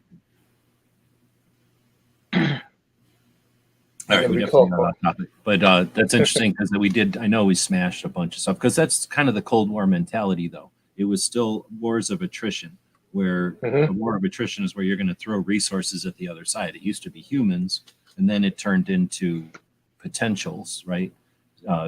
Planes and tanks and numbers of divisions and shit, and then it was like missiles. So it was like, okay, we've got these massive numbers of stuff. You throw a wave of this at us, we're going to throw 2 waves of this at you. Okay, you're going to throw 3 waves of that, then we're going to throw 3 waves plus a bunch of this. And it got to where we priced them out of the business. They couldn't afford to do it anymore. They gave up. And as part of the give up, we said, okay, we're going to do the same thing, attrition. We're going to start destroying this stuff. So I get it. Like, we wanted to destroy this stuff as fast as possible because that buildup wasn't to actually go to war. It was to make them go broke. And when we destroy this stuff, we're essentially taking all that titanium and gold and aluminum and everything else that we yanked out of the earth really fast to use back to the world to turn into buildings and robots or whatever we're going to do with it. But so I could see that we chop stuff up, and I'm not necessarily against it. I like the fact that we were able to scale up and then figure out a way to scale down with words. It's not like we fought about how we're going to scale down. We just did all that with words. So I don't want to give any politicians credit there, but I'll give what would you call that? That's like a statesman or something, like the people who figured that shit out. I'll give credit to that. Yeah, that was amazing because you were able to, I mean, we had wars by proxy, but we never launched into another world war. And that should not ever be overlooked, that we had that many years of worldwide peace. I think that's the better way to say it, right? Like, we didn't have an all-over world war, but we did have 70 wars going at one time around the planet, and a lot of it was proxy wars between us and the Soviets. And that's the thing. They were intentional. People can't get over the fact that these things are created, but the same as like you draw lines in concrete as it's curing so that you know where the cracks are going to be so that they're deliberate. And then at the end, you don't have something that's unusable. You have something that has a crack in it, yes, because it needed to, because the concrete was losing water or whatever. But, you know what I mean? Like, we knew that there was, I'm not going to say that they had this all figured out, but there were places that they'd rather have things happen than not. And, you know, that they weren't going to crack is unreasonable. It's unrealistic, I guess. Like, well, we had rules. We had rules in place in certain places, and I mean, you can put it on a lot of different things, but they made sure that they didn't have open warfare in Europe, but they didn't mind having it. And I'll go ahead and say it, places where they had brown people at, you know, in Africa and Asia, they had those proxy wars and stuff, but everywhere in Europe, up until the dissolution of the Soviet Union, when all that started falling apart, and then they started having, you know, the Balkans, and Russia started having issues in their places, but they made sure that business as usual was able to be run in Europe, and they would have stuff in Vietnam, Algeria, well, places where there's no TV, no TV, hard to get reporters in, right? Even back then, well, especially back then, I guess. But yeah, like places that were sort of out of the way. Sub-Saharan Africa, all those places would have wars, and it would be fought with our team against their team, and usually we'd have U.S. Special Forces there, South America, Central America, and the Russians would have their people. I mean, how many stories came out of Angola about Cubans being there? And I mean, Grenada is another one that they had Cuban advisors, and the U.S. sent our military in. So yeah, I mean, wars were already fought. But the overall thing was we stayed peaceful and we didn't go into a world war where millions upon millions would have died. That's awesome. and then we were able to advance our, what do you call it, standards of living during that time. That's true So too. We didn't turn into some like weird 1984 type of situation where everybody was sort of stuck at 1950 or something, or stuck in yeah, 1970 or anything. Yeah. we moved along. We grew as a country. We did wonderful things. We had civil rights legislation. We had women, coming into the workforce. We did a lot of great things. While yes, we did a bunch of shady crap. But guess what? World governments do shady crap. I don't know what part of history anybody ever thinks they're going to go to where it was Mr. Rogers' neighborhood on planet Earth. There was no time. There was no good old days where that happened. Anybody telling you that is selling you a Disney movie.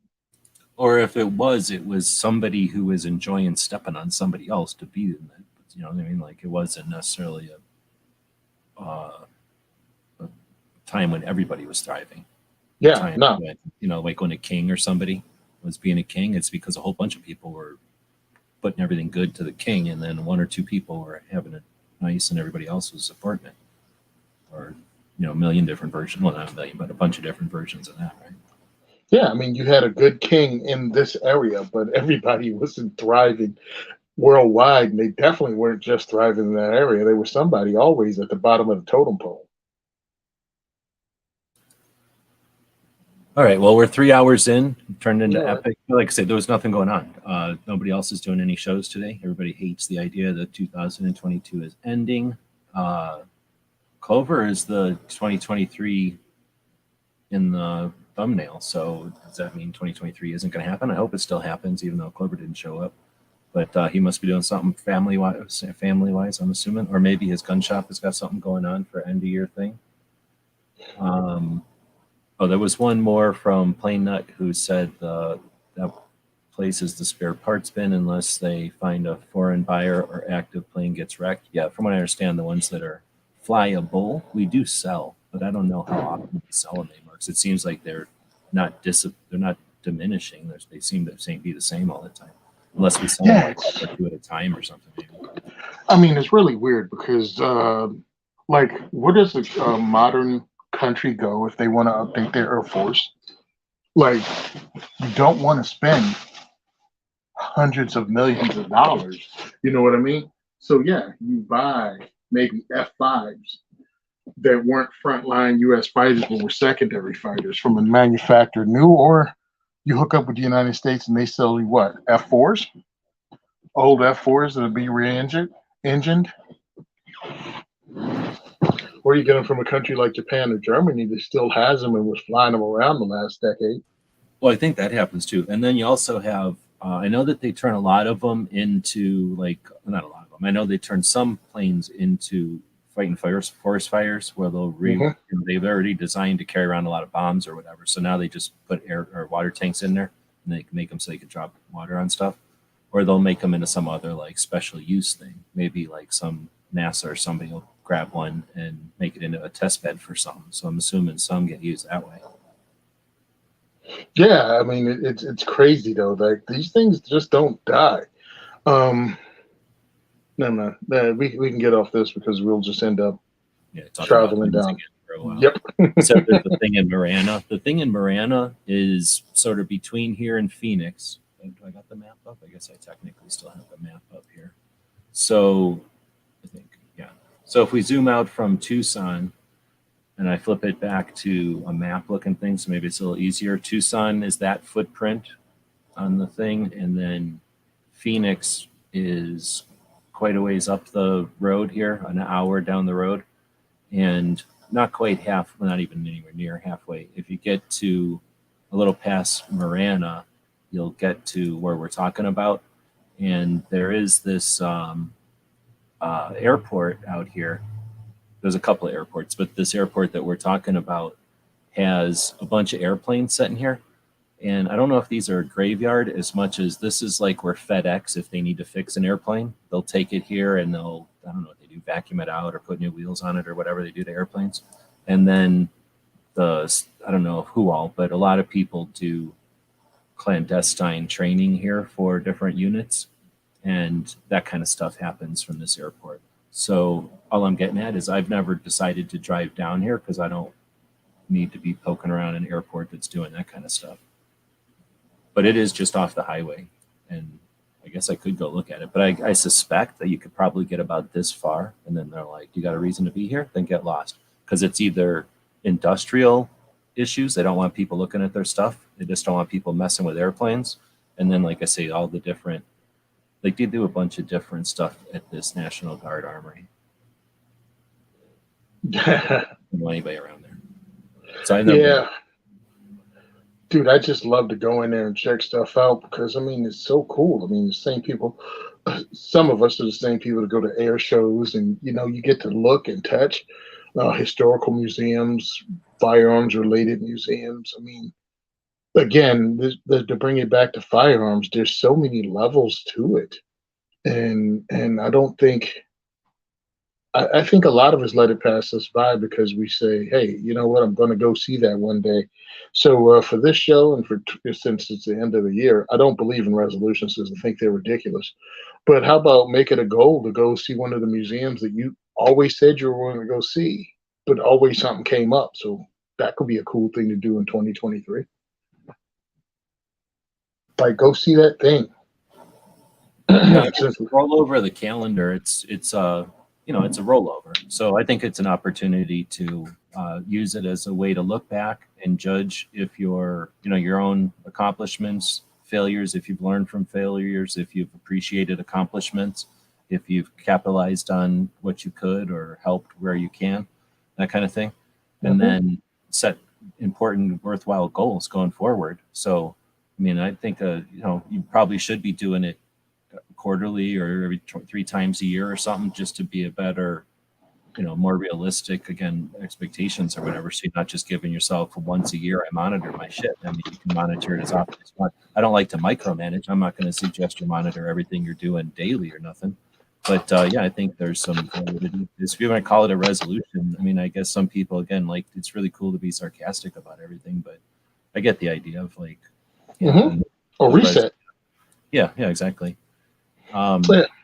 Just zoomed in on this since I'm looking at Google Maps. There's this kind of place out in the desert. You can kind of see, again, this is sort of nowhere between Arizona, between Tucson and Phoenix. And if I zoom back in on that, that is oh shit, where'd it go?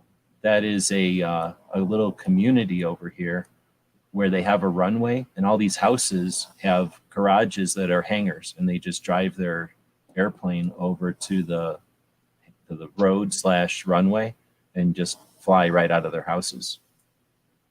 There's a couple of those around Tucson. So they'll be kind of out in the middle of nowhere. If you wanted to drive there, it would take forever, but they're flying in and out of their area. It's pretty neat. That's crazy. And of course, you know, with me in the desert where the air was a runway in the middle of nowhere, questionable stuff. I just think everything is like, you know, something shady, movie, U.S. government. just every movie trope in the world pops in my head when I see stuff like that. Meanwhile, I mean, there's probably a dozen of those little communities, so I'm guessing a couple of them may or may not have been something like what you're talking about, right? Yeah, like the trope has to come from somewhere, right? Yeah. Well, I was just listening to Demo Lair, which is an awesome channel that has a series on the different waves of the drug war with from the Mexico perspective. And yeah, the waves of how it was smuggled and everything. There was definitely a time there in the 70s when air pilots were coming home from Vietnam, able and willing to fly in ways that radar can't see, literally. Like they just knew how, they were able to, and there was incentive to. Plus they were dealing with their own PTS, right? Like, can you imagine being somebody who was doing the kind of innovative helicopter flying in Nam, came home, and now you're looking to, well, that's a whole nother topic. But anyway, so it kind of meshed, and there was a time there where those pilots were making a fortune just whipping through the, and they had to fly somewhere, fly to somewhere. When all of a sudden you go from being a rock star in your late teens, early 20s, being real good at something, to just Yeah, you're another unemployed dude that has a skill set that doesn't is worthwhile in the military. Yeah, you can't be mad for those dudes going, yeah, I want to get some of that back. Or at least get paid for having the skill that the military taught me. Wait a minute, what? That is saying we're number 2 in the states behind Florida for fly-in communities. Oh, wow. I would Makes be sense. surprised that Florida has so many. I don't think of Florida as being a lot of farmland and nothing, but there's, I guess, a lot of farmland and nothing in Oh, Florida. yeah, definitely. Snob is saying his goal is to give you a big hug in Vegas. So it's Yeah, creepy. see you in Is the that media abuse? room, buddy. Is that abuse? Is he threatening You threatening me? Hey, listen, didn't I think Snob, myself, Clover, and Ghost were at the range on range day, had lunch together. Oh, okay. That was a fun time making fun of Clover. I went to the vegan place. Number 1, it's the vegan place, so that's where I'm going. But also no line, and it was mostly people going, "Can I get a hamburger?" What do you mean you don't have a hamburger? Oh, really? Yeah, of course. It was like, come on. It was like Yeah. me and 3 other people that were there for the vegan stuff, and like everybody else was like, "I'm going to go here because there's no line." What do you mean you only have like some kind of bowl or whatever? That's funny. Yeah, that's for not paying attention or reading the menu. My partner was like that, and it was one of the funniest things I ever saw. We're in Trenton. We go to a place that makes chicken. They do chicken, flame broiled chicken, and flame broiled burgers. And my partner walks up to the counter and asks the guy, "Do they have bacon cheeseburgers?" Now, But not as a joke, like because no, he was 100% serious. Do you have bacon cheeseburgers? Well, here's the thing. You need to be able to take in the ambiance of the place. One, they had Arabic music blasting, not just playing quietly, but blasting. And they had pictures and stuff, and it was nothing. It was a dude. Dude's Muslim. He's not going to have bacon cheeseburgers. So when my partner asked for a bacon cheeseburger, dude was like, "We do not have bacon cheeseburgers here." And my partner was like, "Why, dude, get all hot?" And I was like, bruh, this might as well be the lunchroom for ISIS. And you can't figure out why he doesn't have bacon cheeseburgers here. some people just don't pay attention, dude. And I've seen there was like a bunch of memes where like Hanukkah stuff with hams and stuff. Like, people just don't pay attention. He didn't. He wasn't. I mean, he still laughs because I bring it up. Like because the guy went from 0 to 150. Like, no, we do not have it here. It's like, what's Well, up with him? it's going to be controversial for the end of the show, but that's what old people do to young people. But because there's a lack of reverence and lack of respect or awareness of other people's points of view or their traditions, like there's very little reverence for tradition, very little respect given to understanding other people's, whatever it might be that's important to them. If it's their religion, if it's their culture, if it's whatever. Yeah. And though that used to be it should be, it still is, I shouldn't say used to be, but it was something that was more emphasized in the past, was that the United States was the place where people came together. And we, although it's not always easy, it's sometimes difficult, we were able to champion the differences and come up with the whatever combinations and the evolution of different cultures coming together. But anyway, I think there's a devaluation of people's individuality and a lack of respect for that, and that's something that is a consequence of that. Well, I think it is. I've watched it, and it seems that people value other people's culture more than they value the one they grew up in. And I'm like, bro, if you devalue your culture, why do you expect anyone else to value your culture? And it's like, it's great to pay respect to other people's things.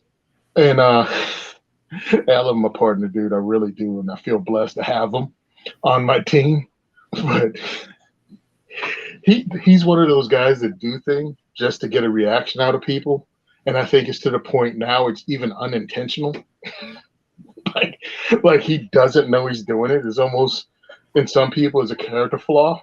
And he looks at it as a feature. I'm like, you're a douche, bro. There's some, well, okay, that's all. Like I said, they're getting off on things at the end of a very long show. Yeah, that's usually what happens at the end of the long ones. We can end up talking about anything. But that's the thing about the live. And one, we don't have anything else to do as far as like having to shut it down for other shows that would normally be scheduled. And there's people out there chatting. And again, I enjoy the interactive nature of these things. We're not here to entertain mass audiences. In that case, we'd have to be much more standoffish, and we'd have to do stuff that pandered to the middle of the road, or that was a sure thing for a number of people. And that can be boring. Plus, it's also a waste of everybody's time. So I appreciate the people that value sticking around. If we were just a diversion from something boring, then you're welcome. But if it was worth the time to have a different point of view, then again, appreciate the people that support Clover and Ghost with their $10 deal for the $1,600 worth of stuff. And then that training gun from Meet the Pressers and Riding Shotgun with Charlie. So thanks to everybody who's participating with that. I think Clover would probably be mentioning now that he's got a website or a page set up on his website that y'all can participate in that. As soon as they reach the 200 stickers, which will help those two get to SHOT Show, then they're going to do the give. What do they call it? They'll figure. What am I trying to say? They're going to. I forget the right word. I can't 3.5 hours. They're going to decide the winner of that. Tony, you have a $10 thing. Is it still going, or did that end yesterday? It ends noon tomorrow. I'm just unwrapping it now. This is what you hear. Hold on. Here we go. The Wheel of Freedom, baby. This goes off tomorrow. It's $10 per entry. So you can enter as many times as you want. I've had somebody enter 10 times, so they donated $100 to us. We had people 5, 2, whatever. It's 20, 50, 100, whatever. You cannot buy this. This is made by a friend of mine, Dan, and it has all the firearms manufacturers' names and different things all the way around the border, kind of in the mode of the Mayan calendar. And it also has a way to hang it on the wall. So this is used as a fundraiser because we're going to be all over the place in 2023 and we need the funding. So I appreciate it. $10. You can go to my social media. I have links in my stories that takes you directly to the Cash App, Venmo, or you can go to diversityshoot.com and donate through PayPal. So please help me out. Share it with other people. Share my story so this can get out. We have less than 12 hours, and hopefully a lot more people will join because it will help us take care of expenses out in Vegas and help us get to Arizona in February. So diversityshoot.com. Yeah, I might as well do the whole plug and everything. Diversityshoot.com if you want to donate to us. We also have a Patreon you can join. If you look at the links, you can see where DJ put the links even to our GoFundMe. Patreon, January 1st, I'm going to start posting content from SHOT Show last year so we can get momentum going so you can see the cool stuff I'll be posting from SHOT Show this year. So that's a goal. Also, I'm going to kick off my exercise program. It's just going to be something you can follow, and it holds me accountable to you guys if I decide to sit on my fat butt and not work to improve myself. So that's the things that I'm doing. And like you said, it's not really because it's 2023 is my resolution. It's just, it's a rollover. It's a reset. It's starting a new year and we're doing new stuff. The podcast, I got to finish that up. I want to put it out today just so we can start off the new year with a new podcast on the books. So the 2A4E podcast is available at your favorite podcast app. I'm on Twitter at Second for Everyone. And Simon Says Train on both Facebook and Instagram.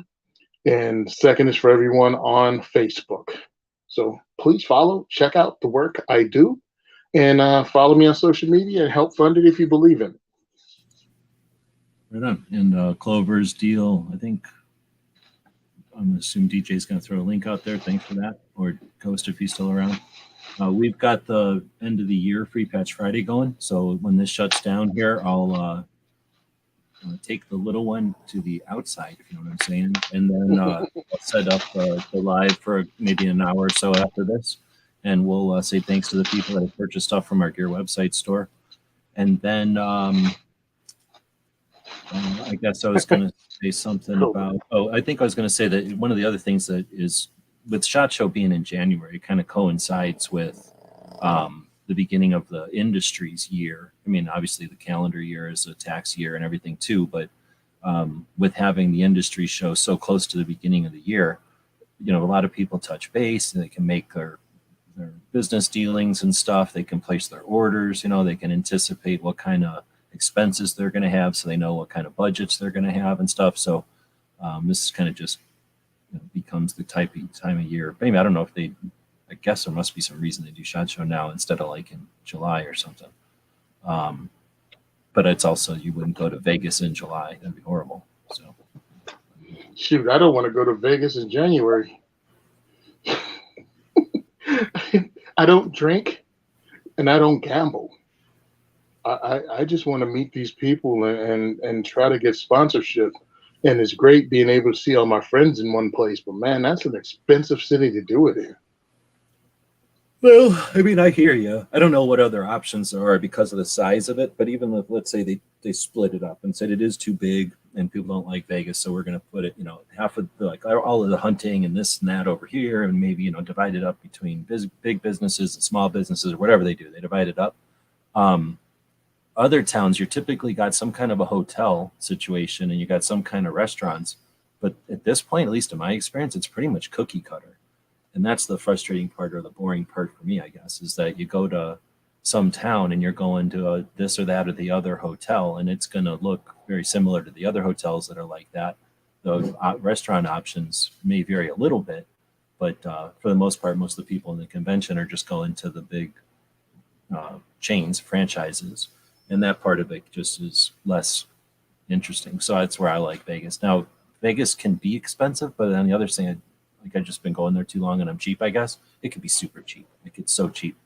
So I'm just going to say, like, I hear you. But then the other side of it is I don't really drink. I mean, I don't think you have a problem drinking. You'll drink if there's free booze in front of you or something, but you don't go seeking it and kind of like waste a bunch of time planning to drink or nothing. But so, you know, if I'm at a party or something and there's beer, I'll drink it or something, or I'll try it. I still want to try whatever that thing is in the copper glass that was popular years ago, some kind of Russian Moscow Mule. Yeah. I still want to try that because I think I tried it out of a can one time and I want to see what a decent one would taste like, just because I was curious, because so many people were drinking them for a number of years there. But anyhow, you know, I don't drink. Like I say, I vaguely care about drinking that thing. But the buffets, dude, come on, man, it's Vegas. Like there's cheap buffet. Well, hopefully there's still cheap buffets. There's got to be buffets that are inexpensive or economical to some extent at least. And that's where I really enjoy it. Like, especially if you can get, like you're saying, a group of people to all agree to show up at some buffet at the same time. Like no other restaurant, you can go to a buffet and just hang out. Like you could literally hang out at a buffet and do all of SHOT. Oh shit, that would be an interesting challenge to do the entire SHOT Show buffet challenge where you brought SHOT Show to your buffet. But if you could just hang out there for like hours, hanging out with people, and you go up and get like a burrito and then blah, blah, blah, blah, go up and get some nachos or something or whatever it is, you know, finger food and blah, blah, blah, and then some dessert or some kind of steak or something, whatever you're eating. And then, you know what I mean? Like, I just think that part of Vegas is fun. We've had the opportunity to do that more than once over the years. And that part, because I like being able to go up and get a little bit of fried rice and a little bit of an omelet and a little bit of salad. For some reason, I really dig that. No, I'm not really. I'm not a, what you call those things. I'm not a buffet dude. Oh, okay.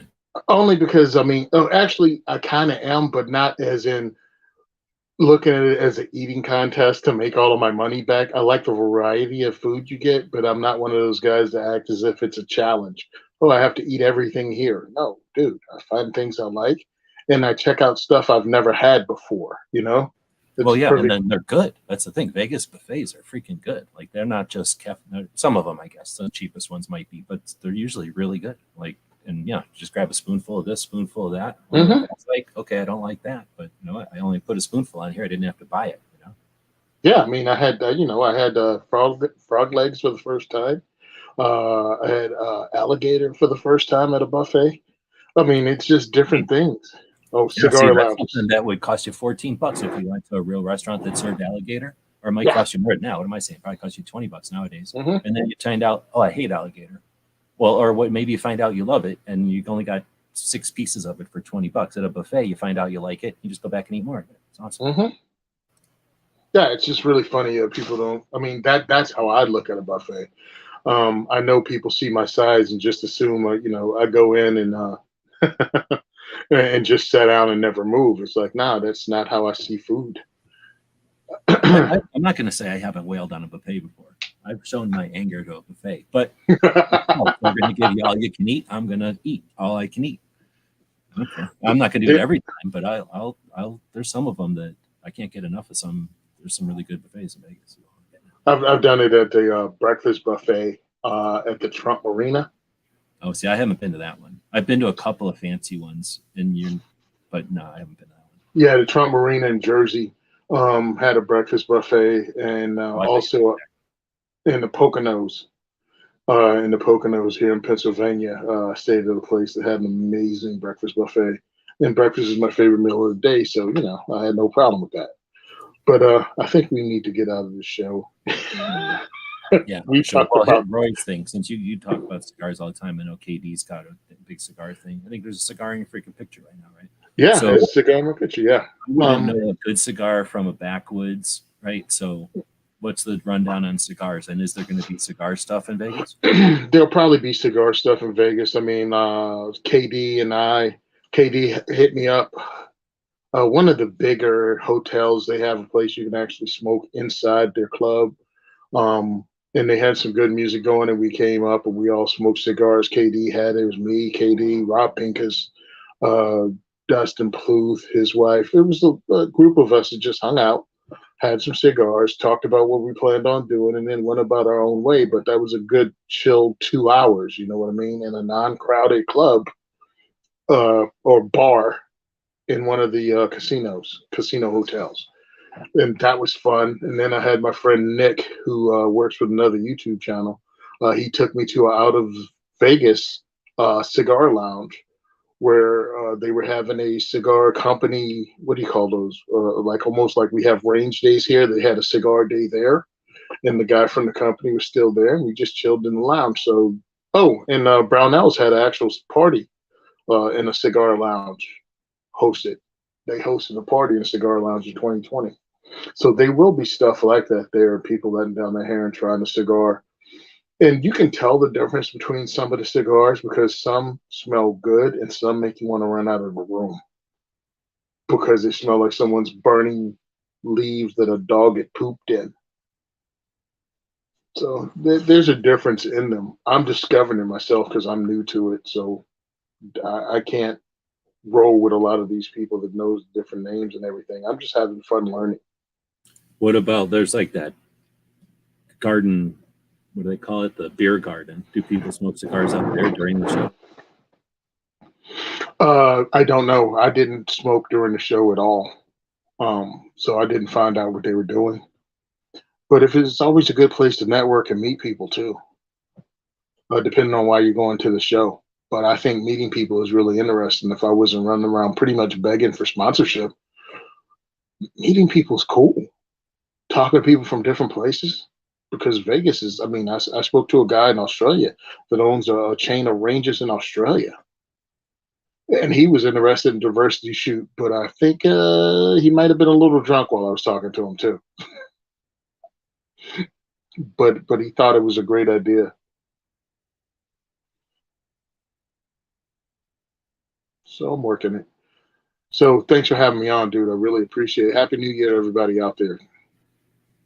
Yeah, leaving you hanging there. Sorry. I was going to say that sometimes that's the problem with bars is that people get all drunk. And I don't mind drinking once in a while, but I don't hang out with drunk people. I don't like just get drunk to get drunk. So, shooting the shit for me is this. I'm happy shooting the shit this way, but somebody's drunk, like I'm not shooting the shit with them. So that's where I think the cigar bars would be a cooler option because somebody might be sipping something there, but there's not too many people going in there to get sloshed, right? Mm-hmm. If they've got issues, they're not like taking them out on the people at the cigar bar. They're going to a regular bar where it's noisy and they can just yell and scream and do whatever.